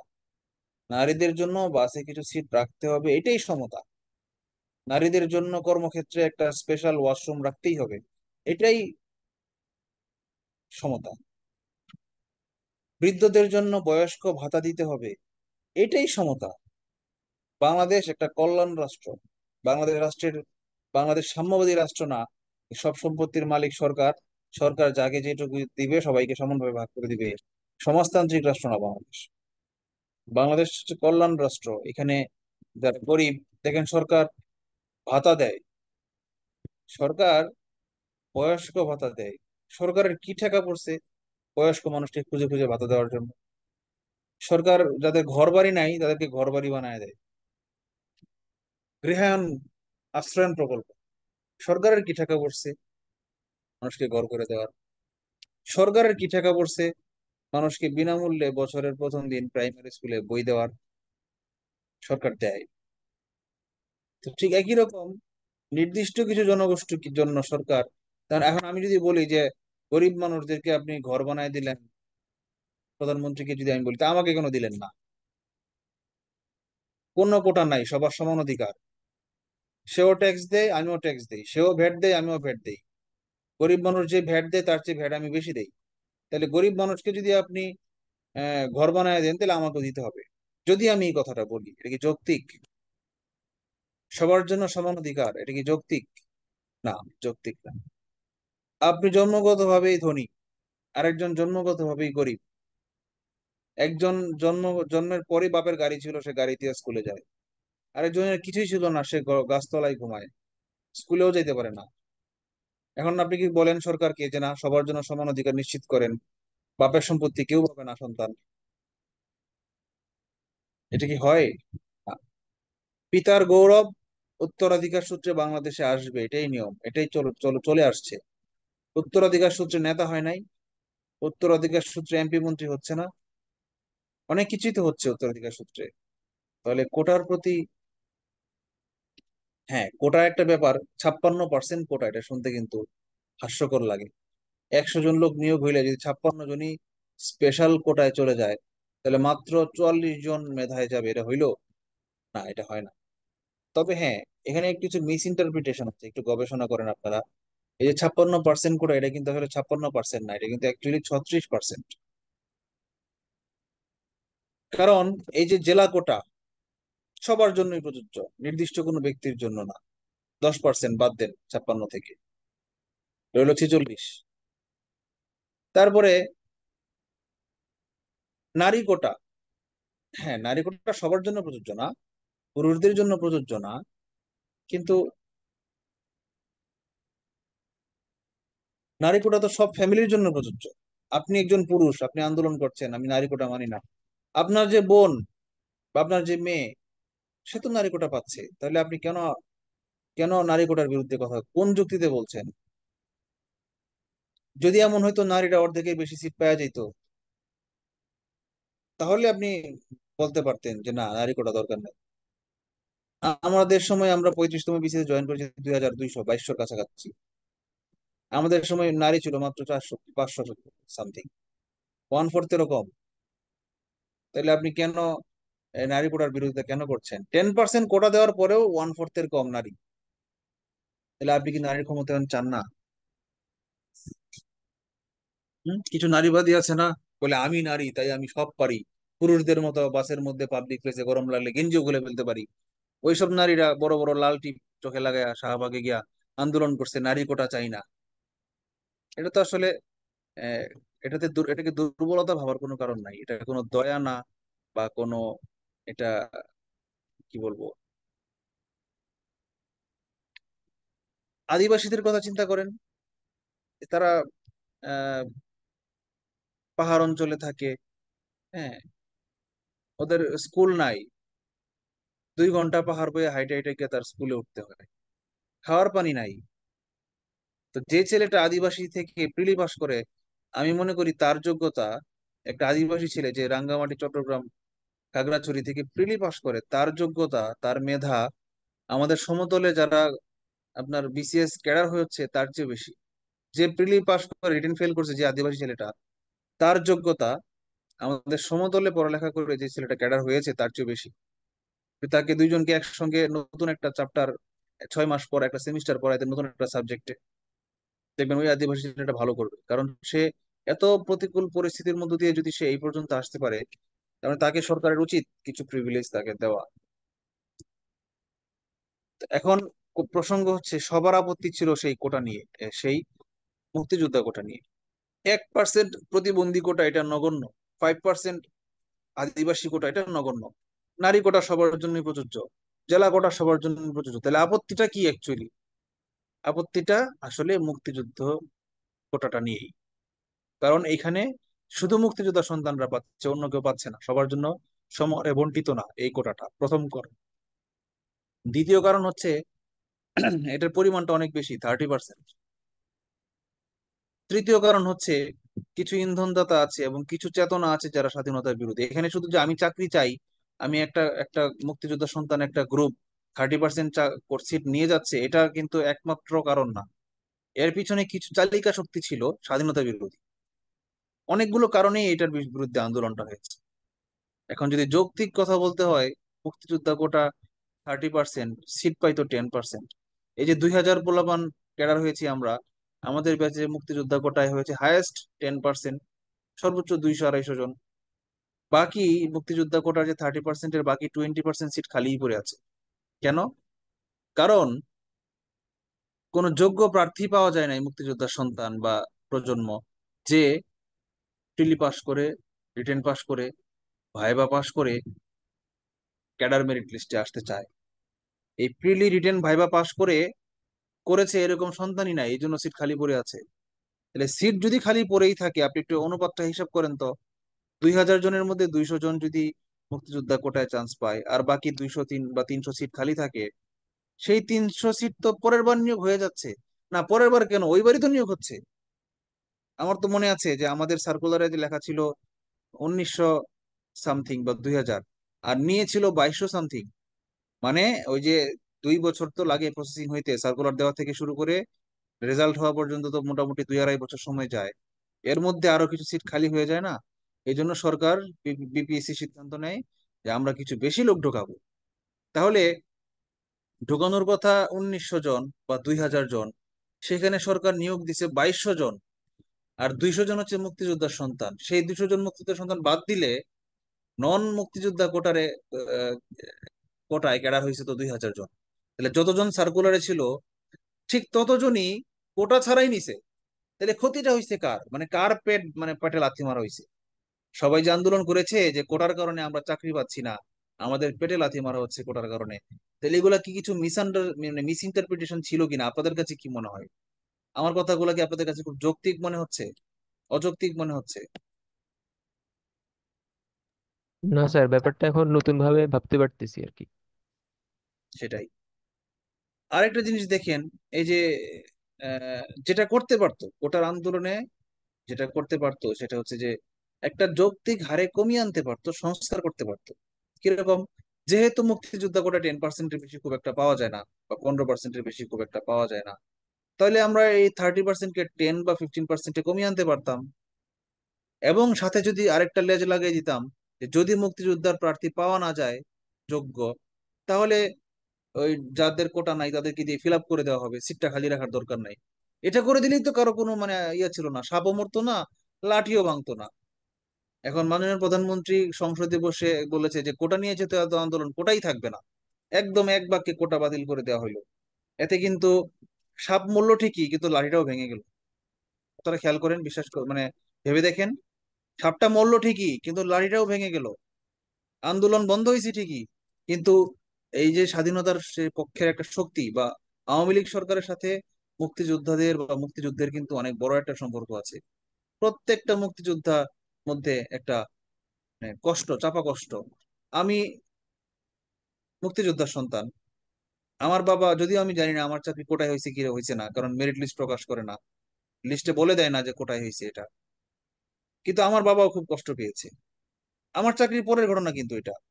আমি তখন ট্রেনিং এ, এই যে কোটা বাতিল করা হয়েছে তখন কিন্তু, তার আগেই কিন্তু আমি চাকরি পেয়েছি। আমার আব্বু বললো যে এটা একটা কাজ হইলো, কোটাটাকে একবারে বাতিল করে দেওয়া দরকার ছিল, কিছু কোটা থাকতো, 10-15% থাকতো, অন্য কোটা বাতিল করতো, জেলা কোটা, নারী কোটা, আজে বাজে কোটা, এগুলো বাতিল করতো, কিন্তু মুক্তিযোদ্ধা কোটা ত্রিশ লাখ রাখতো।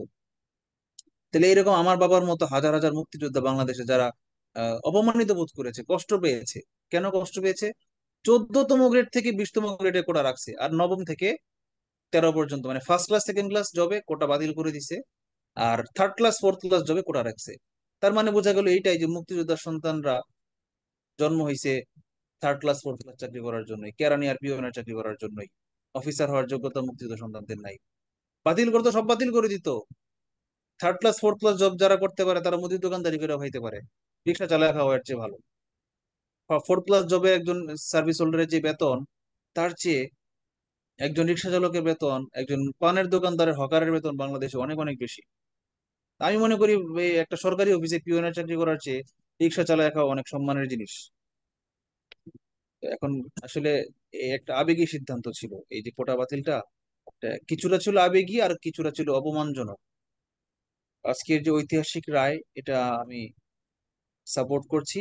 তবে আমি আশা করব যে একদম বাতিল না করে হয়তো ফিউচারে সামনে একটা যৌক্তিক সংস্কার আসতে পারে, যেটা থার্টি আমি বলেছি। পার্সেন্টকে 15% করলে সবচেয়ে ভালো হয়েছে। হ্যাঁ, 15% করতে পারে, অথবা ওই যে সংরক্ষিত করার ধারাটা বাতিল করতে পারে, জেলা কোটা বা নারী কোটা এগুলো 5% হারে কমিয়ে আনতে পারে, তাই না? ঠিক আছে, আমরা এগিয়ে যাই, বলেন।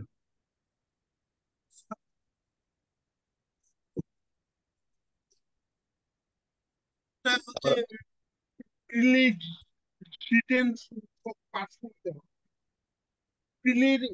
মানে কোটার ক্ষেত্রে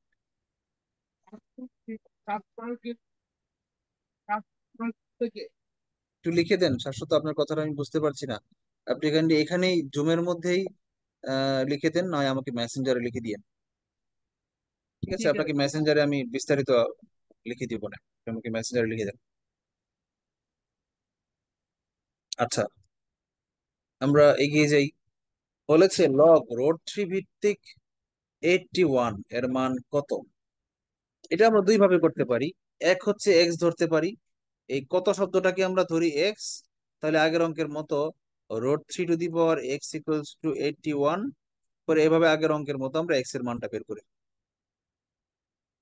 ঠিক আছে, এটা হলো একটা পদ্ধতি, এটা আগের অঙ্কের মতো, কিন্তু আমি এক্স ধরতে রাজি না, এক্স ধরে সময় নষ্ট করতে রাজি না। আমি কি করতে রাজি? আমি শর্টকাট করতে রাজি। কি সেই শর্টকাট?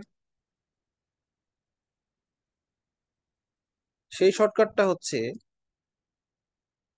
এই যে বেজ আছে √3, এই 81-কে যদি আমি √3-র পাওয়ার আকারে প্রকাশ করি, ধরুন √3 ⁻10 করে ফেলি, তাহলে এই 10টা আগে চলে আসবে, আর এর পরের লাইনে যে লগ √3 ভিত্তিক √3 থাকবে, এটার মান হয়ে যাবে 1, এই পুরাটা হয়ে যাবে 1। আর আগে যে 10 গুণ আকারে থাকবে, এই 10ই হবে আমার আনসার। বুঝতে পেরেছেন? সো 81 কে √3 পাওয়ার আকারে প্রকাশ করাই হচ্ছে আমার কাজ। এটা যদি আমি করতে পারি তাহলে আমার আর এক্স ধরা লাগবে না। ঠিক আছে, তাহলে আমরা একটু দেখি তো কি করা যায়। বলেন তো √3 উপরে কত দিলে 81 হয়? 11। 8 দিলে স্যার, 8। √3 ভিত্তিক √3 81, 8 8 দিলে সেটা 81 হয়ে যায়। তো ভালো, পরের লাইনে আমি যে আমরা যেটা বলেছিলাম যে লগ এর পাওয়ারকে আগে আনা যায়, তো লিখি 8 লগ √3 ভিত্তিক √3 মানে হচ্ছে 8 আনসার। কারো কোনো প্রশ্ন আছে? 81 কে √3 কিভাবে লিখলাম? 81 মানে কি 9 স্কোয়ার, 9 স্কোয়ার মানে কি 3 স্কোয়ার হোল স্কোয়ার, মানে 3 টু দি পাওয়ার 4, মানে কি 3 মানে কি √3 হোল স্কোয়ার, 3 মানে √3 whole square, whole to the power 4 মানে √3 হোল টু দি পাওয়ার 4 দুগুণে 8। এভাবে আমি বের করছি, বুঝছেন, রাফ করে বের করছি 81 কিভাবে √3 টু দি পাওয়ার 8। কারো কোনো প্রশ্ন? মানে মানে বুঝছেন?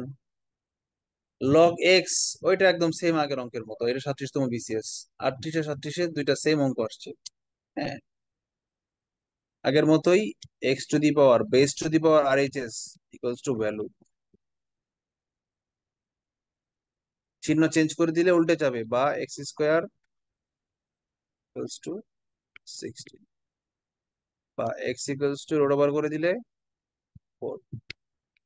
তার বেশি সহজ, এত সহজকে, এত সাতকে লগ 2 ভিত্তিক 8, এটা হচ্ছে 2 নম্বর অঙ্কের মতো। 8 কে 2 এর পাওয়ার আকারে প্রকাশ, two to the power what equals to 8, 2 এর পাওয়ার আকারে প্রকাশ করো। কেন 2 এর পাওয়ার 2 পাইলাম কই থেকে? এই যে এখানে বেস 2 আছে, এই 2 পাইছি বলে এটাকে 2 এর পাওয়ার আকারে প্রকাশ করো। মানে মানে বুঝছেন না?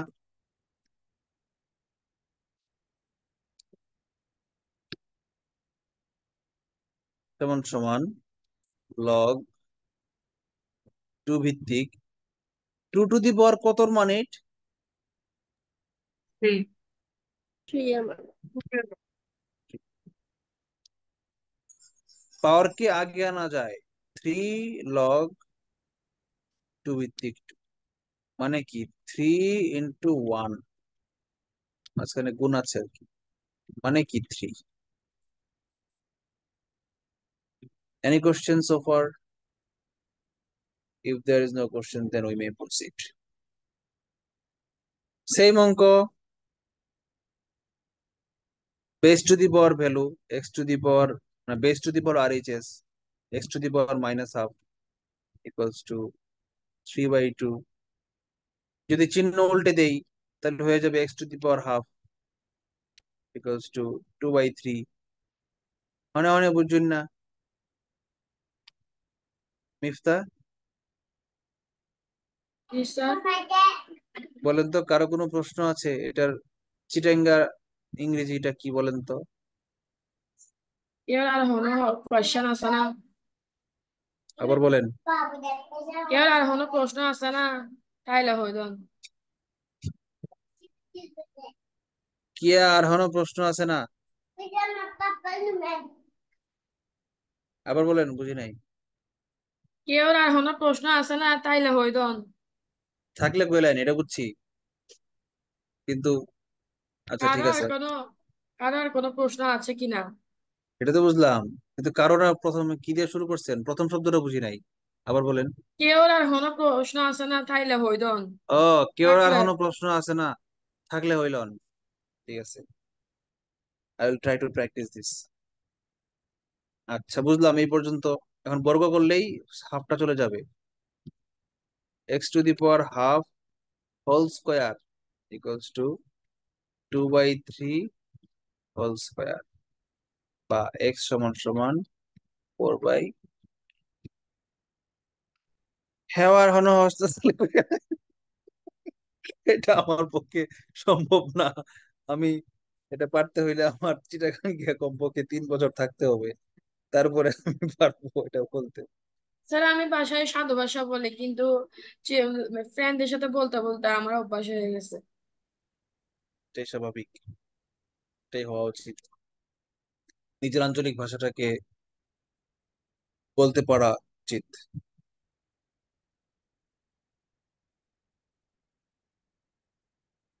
35তম বিসিএস, আমার জীবনের সেই স্মরণীয় বিসিএস, যে বিসিএস দিয়ে আমি তাদের শিক্ষক হয়েছি। লগ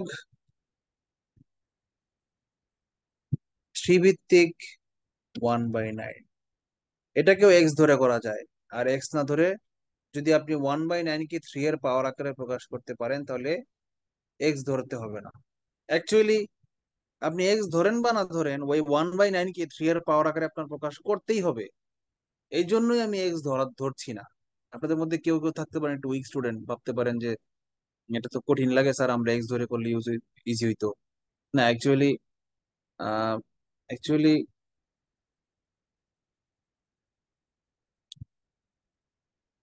অ্যাকচুয়ালি 3 এর অ্যাকচুয়ালি মানে আপনাদের সহজ করার জন্য যদি আমি এক্স ধরে করার শিখাই, তাতে আপনাদের আলটিমেটলি লসই হবে। আপনি এক্স ধরে অভ্যস্ত হবেন, পরীক্ষার হলে এক্স ধরে টাইম নষ্ট করবেন। যদি এমন হয়তো এক্স ধরে করলে আপনার অঙ্কের কোনো ধাপ কমে যেত বা সহজ হইতো, তাহলে আমি করাইতাম। আপনি এক্স ধরেই করেন আর না ধরেই করেন, আপনাকে 1/9 কে 3 এর পাওয়ার আকারে প্রকাশ করতেই হবে। তাইলে আমার লাভ কি এক্সট্রা ধরে দু একটা লাইন বাড়তি লিখে সময় নষ্ট ছাড়া? এই জন্য আমি এক্স ধরে করাচ্ছি না, বুঝতে পারছেন? সরাসরি করতে শেখাচ্ছি আপনাদেরকে। মানে মানে বুঝছেন? log 3 1/9 কে আমরা লিখতে পারি কি 1/3² লিখতে পারি, তাই না? মানে কি 3 টু দি পাওয়ার -2 লিখতে পারি না? বলেন, 1/9 কে আমরা 3 টু দি পাওয়ার -2 লিখতে পারি কি পারি না? জি স্যার। পারি স্যার। এরপর তাহলে পাওয়ারটা আগে আনি, -2 আনসার। এখন আরো শর্ট করলাম, দেখছেন? এই যে log 3 ভিত্তিক 3, এটাকে আমরা কিন্তু কি করছি, এটুকুকে আমরা কি করছি, এক বাক্যে ভ্যানিশ করে দিছি, ডাইরেক্ট পাওয়ারটা আনসার। আবার আরেকটা জিনিস দেখেন, এই যে লগ 3 ভিত্তিক t⁻², এটা আর এইটা এক না কিন্তু। এটা থাকলে কিন্তু আপনি -2 লিখতে পারবেন না, কথা বুঝছেন? Whole square whole to the power -2 যদি থাকে, মানে লগের উপরে সহ যদি পাওয়ার থাকে, তাহলে আপনি এটাকে -2 লিখতে পারবেন না।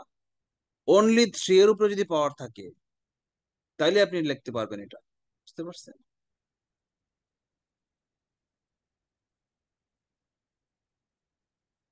এটা রেখে দেই, শীট দেখার সময় আপনাদের মনে থাকলে কাজে লাগবে। পরীক্ষার হলে এরকম কনফিউশন জিনিস দিতেই পারে।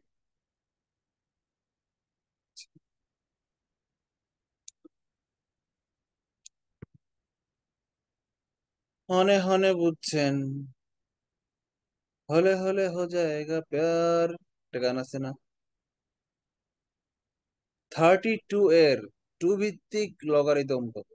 মানে কি, ভিত্তি হচ্ছে 2, তাহলে লিখি আমরা লগের ভিত্তি 2, ভ্যালু কত? 32। এটাই জানতে চেয়েছে। তাহলে আমরা এটাকে লিখি লগ 2 ভিত্তিক 2 এর উপর পাওয়ার কত হলে 32 হয়? 5। 5, মানে 5 আনসার। এত সাতকে, এত সহজকে খুলনার এক ছেলে আছে, সব চাবায় চুবায় খায়। খায় আর কয় এত সাতকে, কাঁচা কচু, কাঁচা একদম কামরাঙ্গা জলপাই, যা যা আছে, টক যত ফল আছে, কাঁচা মরিচ চাবায়া, মানে মুড়ির মতো চাবায় চাবায় স্পিডে খায়। আর বলে এত স্বাদকে কাঁচা বাঁধাকপি ফুলকপি যা আছে সব খায়। দাও নিয়ে একদিন, এটা কোনো ব্যাপারই না। বলে আমার কাছে কোনো ব্যাপার না। হ্যাঁ, কোনো ব্যাপারই না, এত স্বাদকে। তা আমার স্যার কাছে একটু এইসব অঙ্ক, বলেন। 7 নম্বরটা একটু আরেকবার দেখবো স্যার। দেখেন, দেখেন। দেখেন,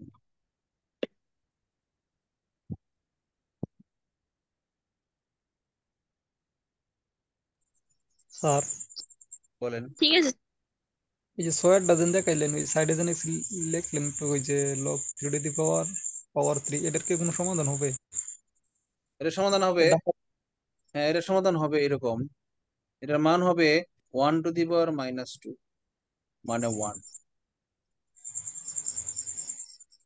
বুঝতে পারছেন? জি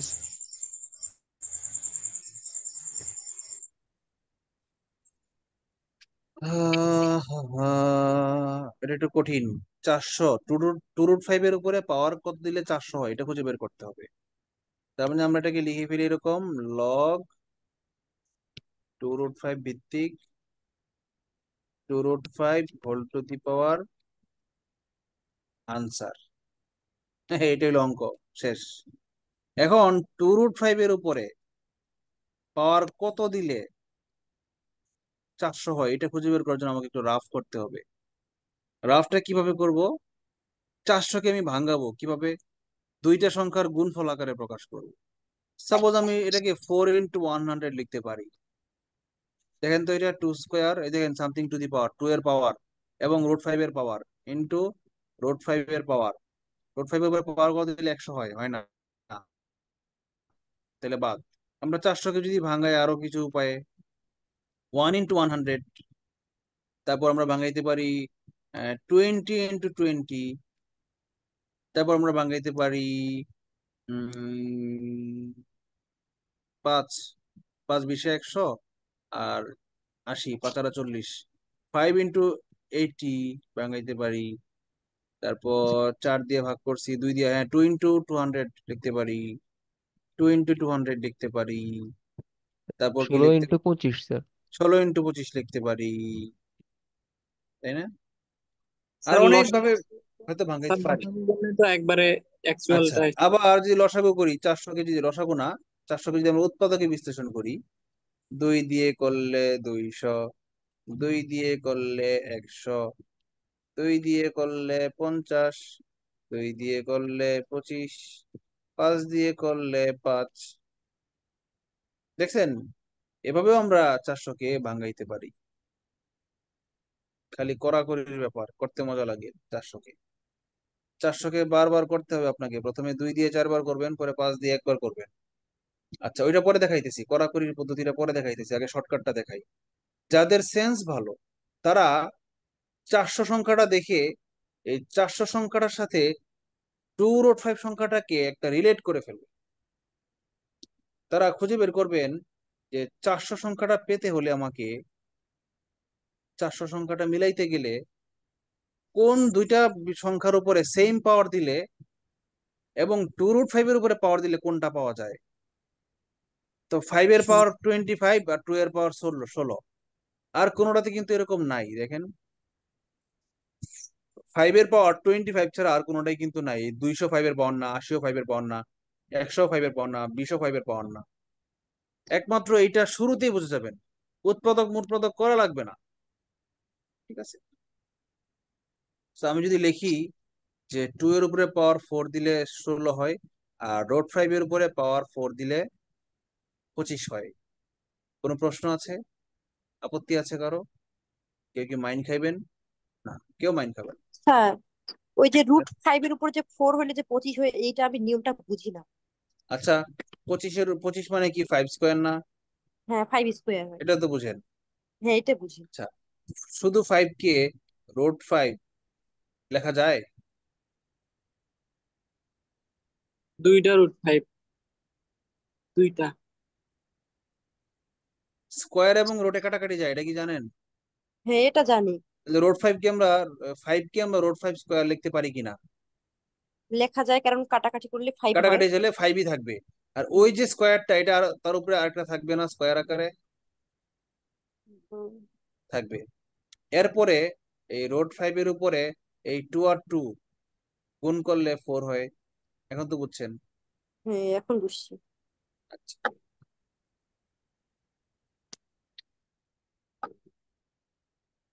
তারপর বলেন, হনে হনে বুঝছেন না?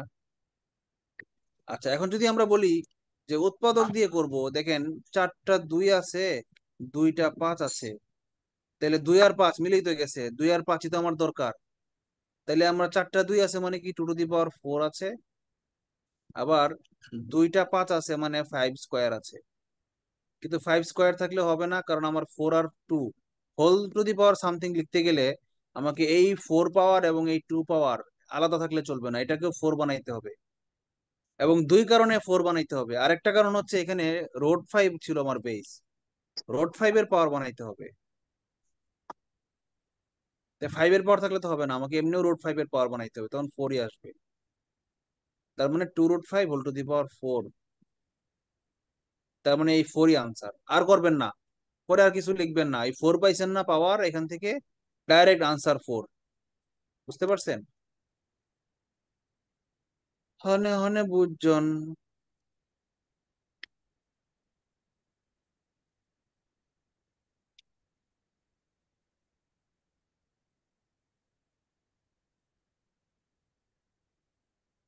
আচ্ছা, যে কথাগুলো বললাম এগুলা কি কোনোদিন বই থেকে পড়ে সম্ভব?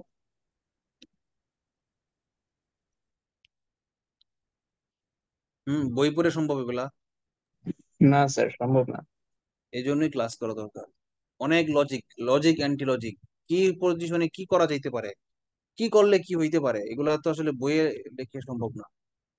স্যার এই অঙ্কটা 9-10 এর বই থেকে হুবহু আসছে 38 বিসিএস এ।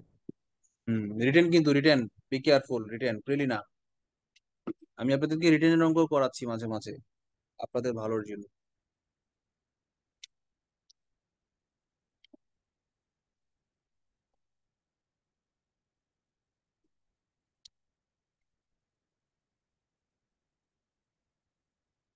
হুম,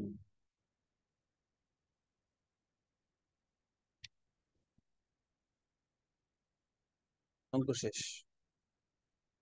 আচ্ছা, পরেরটা দেখি আমরা। 2 টু দি পাওয়ার log 2 ভিত্তিক 3 প্লাস log 2 ভিত্তিক 5। লগ কিন্তু চাঙ্গে উঠে বসে রয়েছে, তার মানে কি এটা ওই যে লাস্টের সূত্র ছিল যে 9 নম্বর সূত্রটা বলেছিলাম না, লগ যখন নিজেই উপরে উঠে যাবে, চাঙ্গে উঠে যাবে, তখন আমাকে এই সূত্রটা প্রয়োগ করতে হবে। করি। 2 টু দি পাওয়ার, আচ্ছা, log 2 ভিত্তিক 3 প্লাস log 2 ভিত্তিক 5, এটাকে কি লেখা যায়? Log M plus log N, এটাকে কি লেখা যায়? Log to Log m into n. Sir. Log log m M into n গুণ এন, এটা লেখা যায় না? যায়।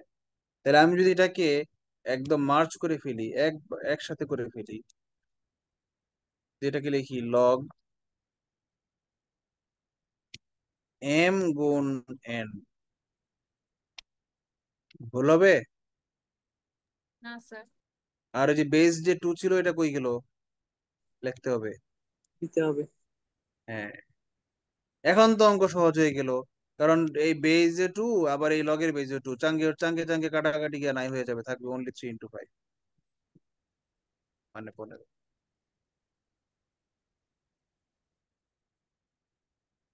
কি কঠিন না সহজ? এটা সহজ স্যার।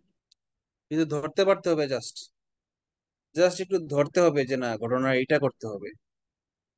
এক লাইনের অঙ্ক দেখছেন, আমি তো এই অঙ্ক করবোই না, আমি তো দেখবো যে এখানে 2 আছে আর এখানে 2 আছে, কল্পনা করে নাই করে দিব ডাইরেক্ট। 3 আর 5 মাঝখানে যোগ আছে, 3 5 15, আর যদি বিয়োগ থাকতো তাহলে 3/5 আনসার, 0.6 আনসার।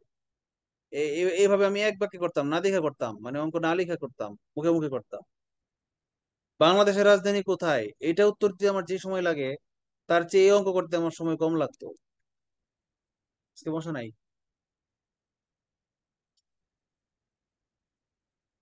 পয়লান্তে পড়ছিলাম, বলছিলাম, ভাবছিলাম যখন বসছিলাম ক্লাসে ভাবছিলাম মশা ধরবে, কিন্তু আজকে মশা নাই, মনে হয় সন্ধ্যার সময় জানলা লাগানো ছিল, এই জন্য মশা ঢুকে নাই।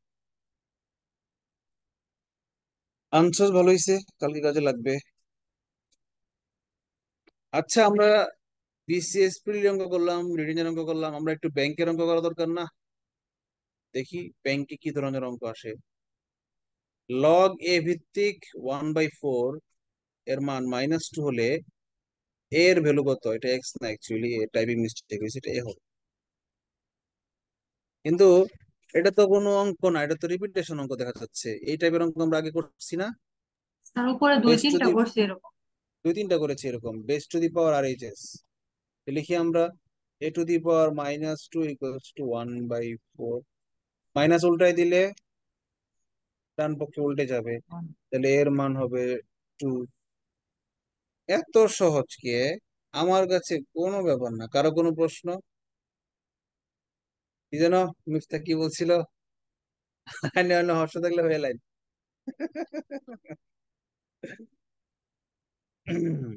এইটা তো সহজ, লগে লগে কাটা, লগে লগে কাটা, 6 দিয়ে 6 আনসার। হ্যাঁ, বুঝলো না কেন? ঘটনা কি?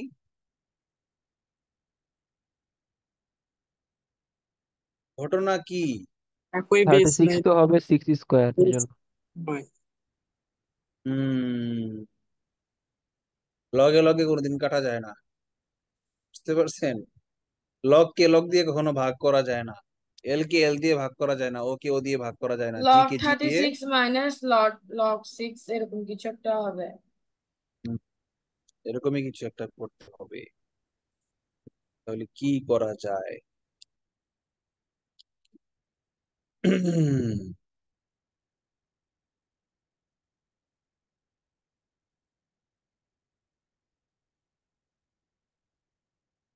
এটাকে দুই ভাবে করা যায়। Log M plus log N, আপনি যেটা বলছেন, মিফতা যেটা বলছেন, log M plus log N, এটা একটা সূত্র আছে। আবার log M minus log N, এটা একটা সূত্র আছে। Log M plus log N এর সূত্র হচ্ছে লগ এম বাই এন। এটাকে আপনি লিখতে পারতেন লগ 36/6 ইকুয়ালস টু লগ 6। এটা আনসার হইতো যদি মাইনাস থাকতো। মাইনাসের সূত্র আছে log M minus log N, এটা সূত্র আছে। But log M by log N এরকম কি কোনো সূত্র আছে? মনে করে দেখেন তো, এই ভুলটাই আমরা করি। না sir, log M by log N এরকম কি কোনো সূত্র ছিল? না স্যার। এরকম কোনো সূত্রই নাই। স্যার সুতরাং এখানে এটা যারা আবেগে কাটাকাটি শুরু করে দিবেন তারা ধরা খাবেন। মানে ভ্যালুটা একই করে নিতে হবে তাহলে। হ্যাঁ, ভ্যালুটা সেম হইতে হবে, তাইলে কাটাকাটি করা যাবে, নাহলে করা যাবে না। জি তাহলে স্যার। কি করতে হবে? নিচে যেহেতু 6 আছে, তাহলে 36 কে আমরা 6 এর পাওয়ার আকারে প্রকাশ করে ফেলি।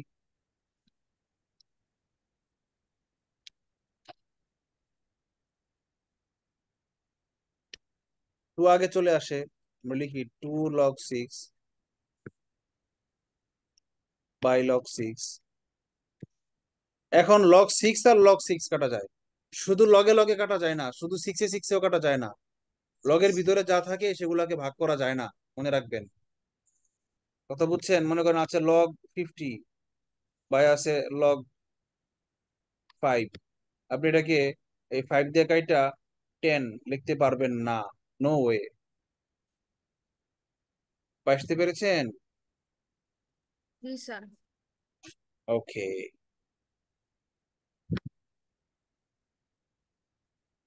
ওকে, পরের অঙ্কে যাই। ও, শেষ। তার মানে ব্যাংকের অঙ্ক করতে গিয়ে একটা অঙ্ক কনফিউজিং নতুন আমরা পেলাম, অগ্রণী ব্যাংকের অঙ্কটা নতুন ব্যতিক্রম ছিল, যেটা বিসিএস এর প্র্যাকটিসে আসে নাই। আচ্ছা, এইবারের বিসিএস এ কি আসছে? 46 বিসিএস এ কোনো অঙ্ক আসছে কিনা লগ থেকে কেউ গুগলে সার্চ দিয়ে আমাকে দেখান তো।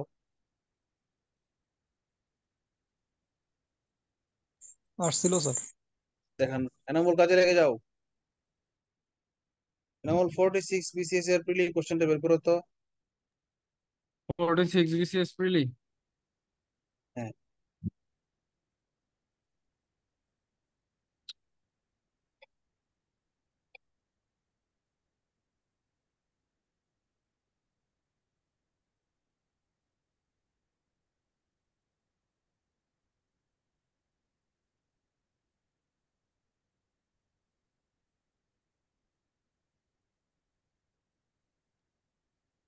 গ্রুপে দিয়েছি স্যার। ওকে, তো এত লেট করে কেন? পেয়েছি। সূচকেরও একটা আসছে, লগেরও আসছে, মানে গতকালকে ক্লাস থেকেও একটা কমন পড়ছে 46-এ, আজকের ক্লাস থেকেও একটা কমন পড়ছে, তাই না? কি আসছে? লগ রুট 8 ভিত্তিক x.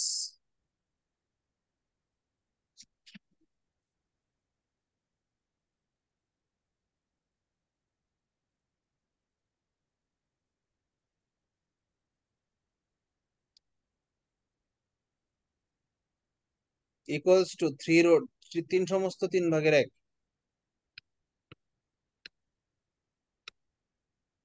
X equals to what?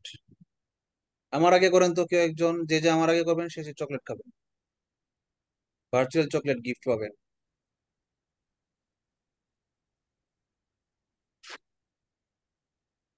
আচ্ছা, ডান পক্ষটা একটু সিম্পলিফাই করে নেই। 3 সমস্ত 3/1 মানে কি?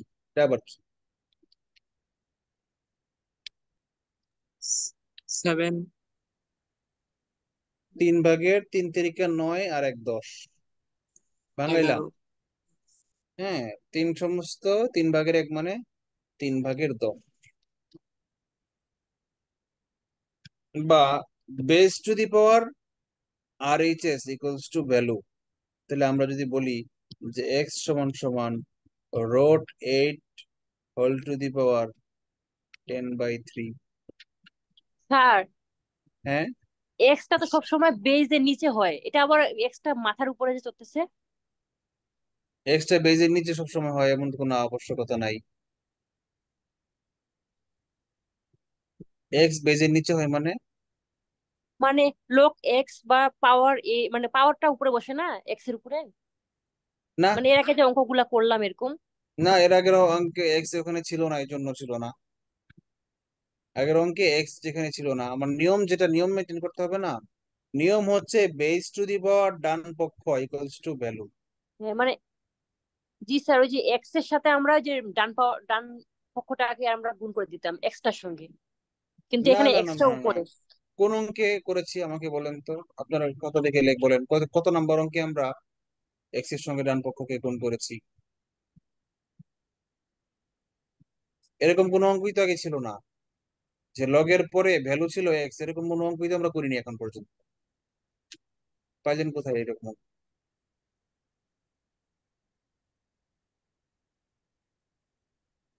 আমার নিয়ম হচ্ছে বেস টু দি পাওয়ার ডান পক্ষ ইকুয়ালস টু ভ্যালু। এইটা হচ্ছে আমার বেস, পরের লাইনে এটা হচ্ছে আমার বেস, আর এটা হচ্ছে আমার আর এইচ এস। সূত্র হচ্ছে base to the power R H S সমান সমান ভ্যালু। এই এক্সটা হচ্ছে আমার ভ্যালু।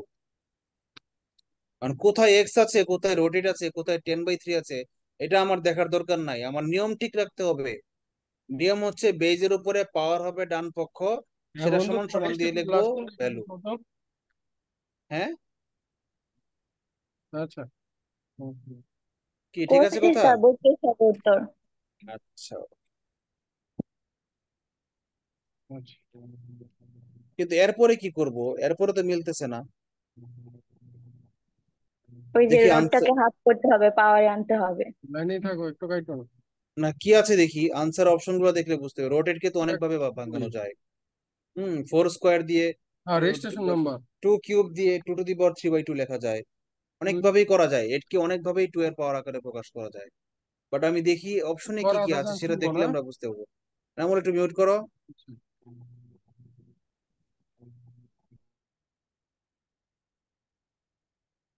আচ্ছা, আছে কি কি? এক্স এর ভ্যালু আনসার গুলা কি কি আছে? 32, 8, 3, রোটেট। আনসার গুলো লিখলে আমার মানে দেখে অ্যান্টিসিপেট করলে আমার বুঝতে হবে যারা কি আকারে চেয়েছে আমার। 32 কি দেখলাম বলে গেলাম, 8, 3 রোটেট, 8, 3 রোটেট, এগুলো হচ্ছে অপশনে ছিল আমার। আচ্ছা, এখন আমরা এই রোটেট কে আমরা ভাঙ্গাই, 2 এর পাওয়ার আকারে ভাঙ্গাই।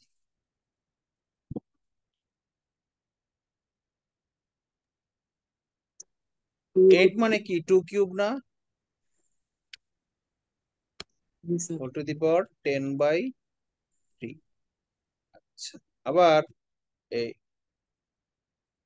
2 টু দি পাওয়ার এই 3 তো অলরেডি ছিল, আর রোট ওভার মানে পাওয়ার হাফ, এরকম না? হোল টু জি দি স্যার। পাওয়ার 10/3। সমান সমান 2 টু দি পাওয়ার, এই 3 তে কাটা, 2 তে আর 10-এ কাটলে থাকে 5, 2 টু দি পাওয়ার 5 মানে 32। 32। খুব ইজি। এত 7কে, এটা কি কঠিন ছিল নাকি? এটা কোন জায়গায় কঠিন ছিল আমাকে বলেন, আমি যা যা করাইছি তার তুলনায় এটা কঠিন ছিল কোন জায়গায় বলেন? কার কার কাছে মনে হচ্ছে যে এই অঙ্কটা পরীক্ষায় আমি না করাই দিলে নিজে নিজে পারতেন না? মনে মনে হারতেন না? স্যার ওই যে বলেন। রুট রুট টু এর রুট টু এর উপরে যে পাওয়ার থ্রিটা আছে সেটা কিভাবে উঠে টু হইলো মাঝখানে? আচ্ছা, √2 এর উপরে যে পাওয়ার 3 আছে এটা কিভাবে কি হইলো? 3/2 কিভাবে হইলো? 3/2 কিভাবে হইলো এটা প্রশ্ন করলেন নাকি? জি স্যার। আপনি আনমিউট করাই থাকেন, আমার সঙ্গে কথা বলেন, আমি প্রশ্ন করে মাত্র উত্তর দিবেন। ছিল হচ্ছে 2 টু দি পাওয়ার 5, এটা কিভাবে 2 টু দি পাওয়ার 5/2 হয়ে গেল? এটা প্রশ্ন আপনার? জি স্যার। আপনি কি সূচকের ক্লাস করেন নাই গতকালকে, গত সপ্তাহে বুধবার? জি স্যার পড়ছিলাম। সেখানে রুট ওভারের মান কি বলা ছিল? √2 টু, মানে কি? হ্যাঁ সামনে টু থাকে। 2 টু দি পাওয়ার 1/2 না? টু টু দি পাওয়ার। √5 মানে কি? 5 টু দি পাওয়ার 1/2 না? তাহলে আমার আছে √2 টু দি পাওয়ার 3, তাহলে 2 টু দি পাওয়ার 3 তো আগেই ছিল, এই রুট ওভারের জন্য একটা হাফ পাওয়ার আসবে না বাড়তি? ওই হাফ পাওয়ারটা যোগ হয়ে টু হয়ে গেছে নিচে, যোগ পাইলেন কোথায়? ভাগ মানে হইছে। ভাগ আকারে আসে। হ্যাঁ হ্যাঁ হ্যাঁ, ভাগ আকারে আসছে। বুঝতে পেরেছেন এখন? জি স্যার। এতুর বাড়ি কোথায়, রাজশাহী নাকি? না স্যার দিনাজপুরে। দিনাজপুর। রাজশাহীর লোক পাইলাম না, আম খাইতে পারলাম না, কেউ আমাকে আম খাওয়াইলো না।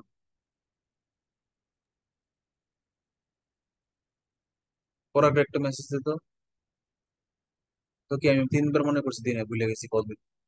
পরাকে একটা মেসেজ দিয়ে লেখা রাখ যে বৃহস্পতিবার কালকে রাত্রে আহ রাজশাহী যাবো, তুই যাবি কিনা, এটা লেখা রাখ।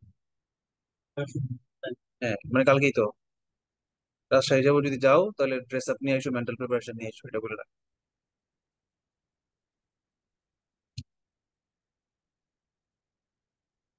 আচ্ছা, তাহলে স্যার অঙ্কটা স্যার সবাই আজকের বুঝছেন ম্যাথ কেন? গুলো ইজি ছিল কিন্তু মাথার উপর দিয়ে গেছে। ইজি ছিল কিন্তু মাথার উপর দিয়ে গেছে, এটার মানে কি? বলেন হার্ড ছিল তাই মাথার উপর দিয়ে গেছে, এটা বলেন, মানে নিব। না ইজি স্যার থাকলে আমি আবার মাথার উপর দিয়ে যায় কেন? না স্যার আমি বুঝছি স্যার, ওই যে সূচকের ম্যাথ গুলো করছি তো, বুঝছি স্যার। তাই মাথার উপর দিয়ে গেল কেন? স্যার আমি প্র্যাকটিস করলে পারবো। প্র্যাকটিস করলে তো সবাই পারবে। মাথার উপর দিয়ে গেছে কোন কোন অঙ্কটা সেটা বলে। স্যার আমি সবগুলো বুঝছি স্যার, এমনিতে কেমন জানি মাথার উপর দিয়ে গেছে। এটা আবার কেমন কথা? সবগুলা বুঝছেন আবার মাথার উপর দিয়ে গেছে, এর মানে কি?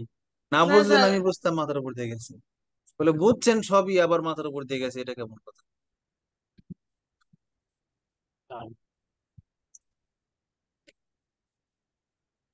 মানে নির্দিষ্ট কোনো জায়গায় নাই যেটা বুঝি নাই, কিন্তু ওভারঅল বুঝি নাই। এরকম না বিষয়টা আপনার? মানে সবই না বুঝছি স্যার, কিন্তু কিছুই বুঝি নাই, কি যে বুঝি অ্যাকচুয়ালি নাই স্যার তাই বুঝি নাই। স্যার আম্মুকে মিস করতেছি তো সেজন্য স্যার, মানে একটু মাথার উপর দিয়ে গেছে আর কি। আম্মুকে মিস করতেছেন মানে? আম্মুকে মিস করতেছি মানে আমি আমার বোনের বাসায় থাকি, এখন আমাদের বাসা থেকে আমার সবকিছু দূরে তো, সেজন্য আপুর বাসায় থাকি, আমি আমাদের বাড়িতে থাকি না। অনেকদিন আজকে ধরে, ঘুমাইছি। অনেকদিন ধরে আম্মুকে দেখেন না নাকি? লাস্ট কবে দেখেছিলেন?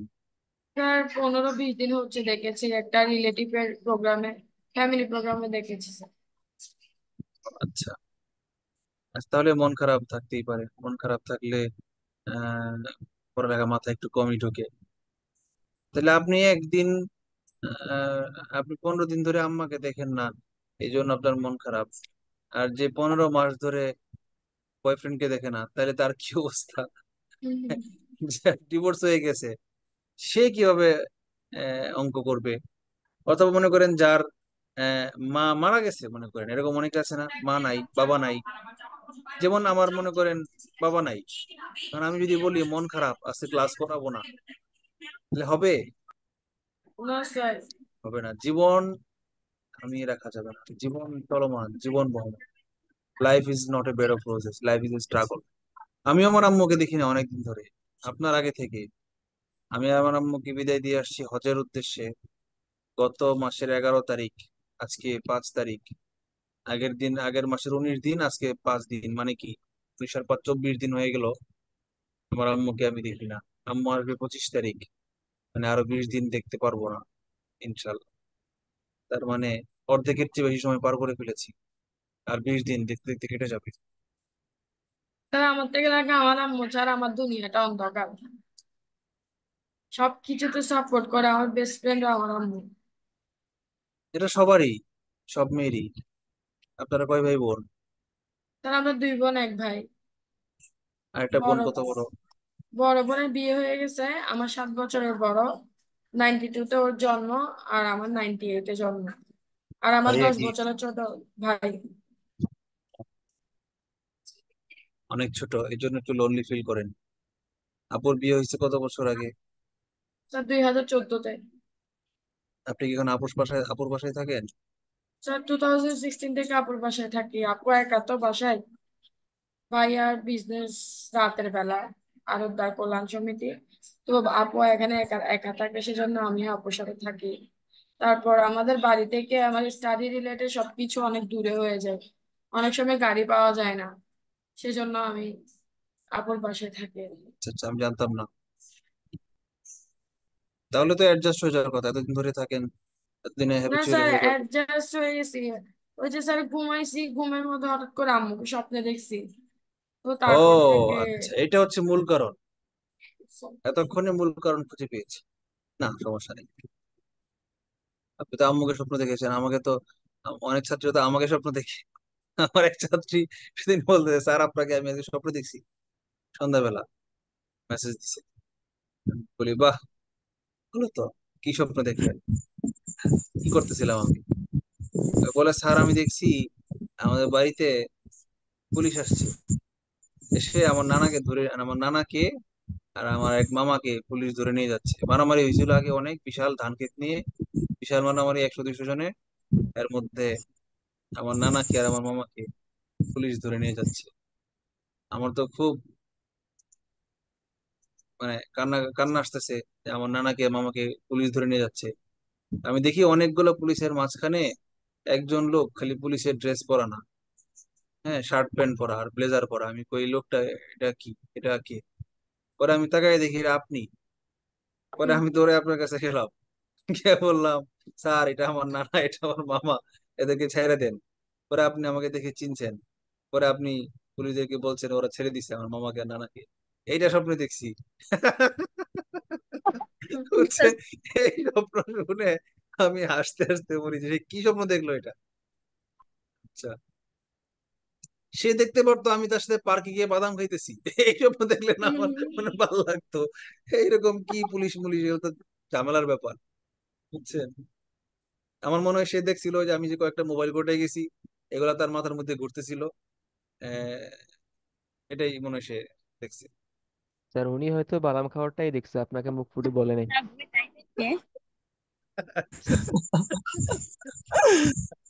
হইতে পারে। না, বিয়ে শাদী করে ফেলছি, এখন বাদাম খাওয়ার স্বপ্ন দেখে লাভ নাই। আগে দেখতো, কোর্স করানোর আগে, বিয়ে করার আগে যখন তখন তো কোর্স করাইতাম না, বাট এমনিতে অনলাইনে কাজকর্ম করাইতাম, তখন কত মেয়ে স্বপ্ন দেখতো, প্রায় প্রতিদিনই মেসেজ আসতো, একজন বাদাম খাইতো, কেউ চিপস খাইতো, কেউ নৌকা দিয়ে ঘুরতো। কিন্তু এখন আর এসব স্বপ্ন টপ্ন দেখে না। স্যার ডাইরেক্ট ডাইরেক্ট প্রস্তাব কেমন আসতো? ডাইরেক্ট প্রস্তাব খুব কমই আসতো, কারণ মেয়েরা সাধারণত বলে না, একটা প্রবাদ আছে না যে মুখ ফুটে তবু বুক ফোটে না, কি জানি, বুক ফাটে তবু মুখ ফোটে না, এরকম আর কি। স্যার আই আপনার লাভ ইউ ওয়াইফের সাথে, কথাটা। স্যার আপনারা স্যার দেখতে তো ডিরেক্টলি বলবি কিভাবে? আপনারা যখন প্রথম দেখছিলাম, যখন কোচিং এ ছিলাম জয়দীপ স্যারের, তখন আপনি বের হইলে আমার ভয় লাগতো, ভাবতাম এই কি। আচ্ছা আচ্ছা, অসুবিধা নাই।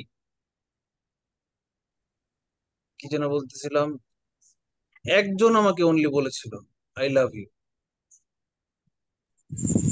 অনলি ওয়ান, মুখ ফুটে বলছিল। মানে সে অনেক ভাবেই বোঝাচ্ছে, আমি বুঝতেছি না, কোনোভাবে আমি বুঝবো না।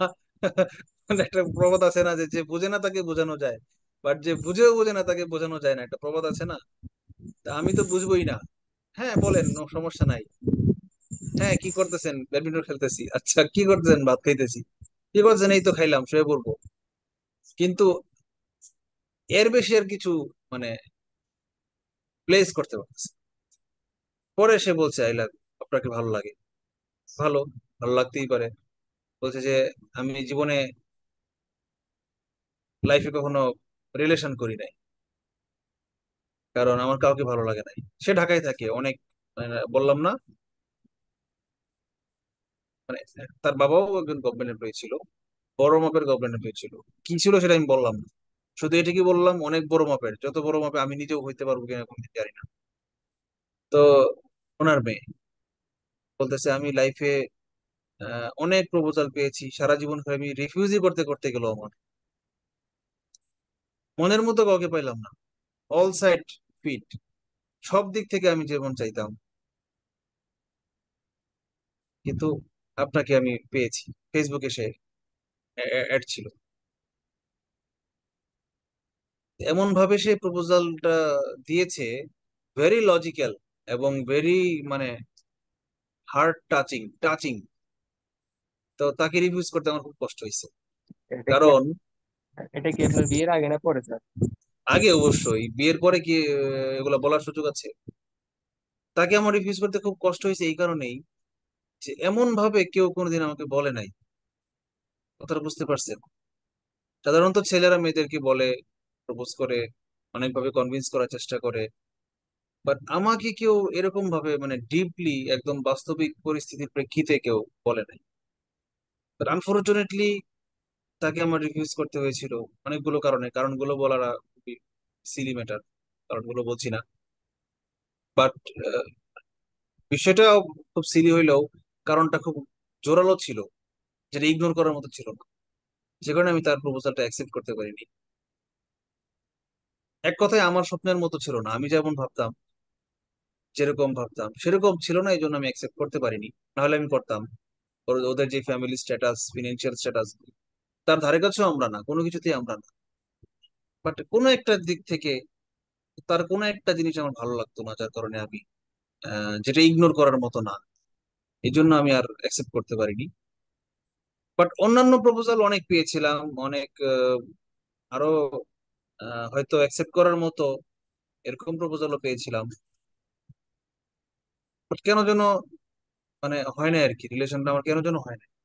আমি লাইফে কখনো রিলেশন করতে পারি নাই পারফেক্ট, মানে ভালো রিলেশন যেটাকে বলে, না তাকে আমি পছন্দ করি, ভালোবাসি, তাকে বিয়ে করতে চাই, করব বিয়ে, এরকম প্ল্যান করে আছে না, যে প্ল্যান রিলেশন, সে আমার গার্লফ্রেন্ড, আমি জানি সে আমার সব, এরকম কেন যেন আমার হয় নাই, বুঝছেন? আর জব পাওয়ার পরে তো আমি খুব বিজি ছিলাম। তখন তো আমি মানে উড়ন্ত পাখি ছিলাম, ব্যাডমিন্টন খেলতাম। সন্ধ্যা হইলেই আমার কোনো কাজ নাই, বিকালে অফিস থেকে এসে একটু ঘুমাইতাম, জিমাইতাম, 7টা 8টার সময় বেরো যেতাম, ব্যাডমিন্টন খেলে আসতাম রাত 12টা 1টায়, এসে হয়তো ফেসবুক দেখতে দেখতে ঘুমায় যেতাম, পরদিন সকালে ওইটা অফিস। এই ছিল আমার লাইফস্টাইল। প্রেম করার টাইম কই, বুঝছেন? ঘোরাঘুরি করতাম, প্রচুর এনজয় করতাম, মানে আমি লাইফে খুব এনজয় করেছি। বিয়ে করার আগ পর্যন্ত, জব হওয়ার পরে বিয়ের আগ পর্যন্ত আমি প্রচুর এনজয় করেছি। আর এই বিসিএস গ্রুপটা তখন চালাতাম, কোর্স ছিল না, গ্রুপ চালাতাম। এই জন্য লাইফে আর আমার কাউকে ভালো লাগে নাই, সিরিয়াসলি। আমি এমন কাউকে দেখি নাই যে যাকে আমার খুব ভালো লাগছে, তাকে সে আমার স্বপ্নের মতো, এরকম মনে হয় না। আসলে কি, ব্যথা বুঝবি। তাকে তো বিয়েই করেছি, বিয়ের সাথে তো আর আলাপ নাই। বাট ভালোবাসার কথা বলতেছি, প্রেমের কথা বলতেছি। আমার কাছে মনে হইতো যে আমি প্রেম করব, একটা মেয়েকে গিয়ে বলবো আই লাভ ইউ, আর সে বলবে, রিফিউজ করবে আমাকে। এই জিনিসটা আমি কখনো মেনে নিতে পারতাম না। আমি আমার লাইফে কখনো রিফিউজড হইতে চাই নাই। আমার কথা হচ্ছে, আমি যদি করি তাহলে বিয়েই করবো। আমি একজনকে বলবো যে তোমাকে ভালোবাসি, পছন্দ করি, আর সে আমাকে রিফিউজ করে দিবে, তারপর তার মধ্যে এরকম একটা ব্যাপারে ভালোবাসার মতো একটা ব্যাপারে আমার মতো লোক বলবে ভালোবাসি, সে বলবে রিফিউজ? না, অসম্ভব। আপনি তার চেয়ে কাউকে আমার সিঙ্গেল থাকা ভালো।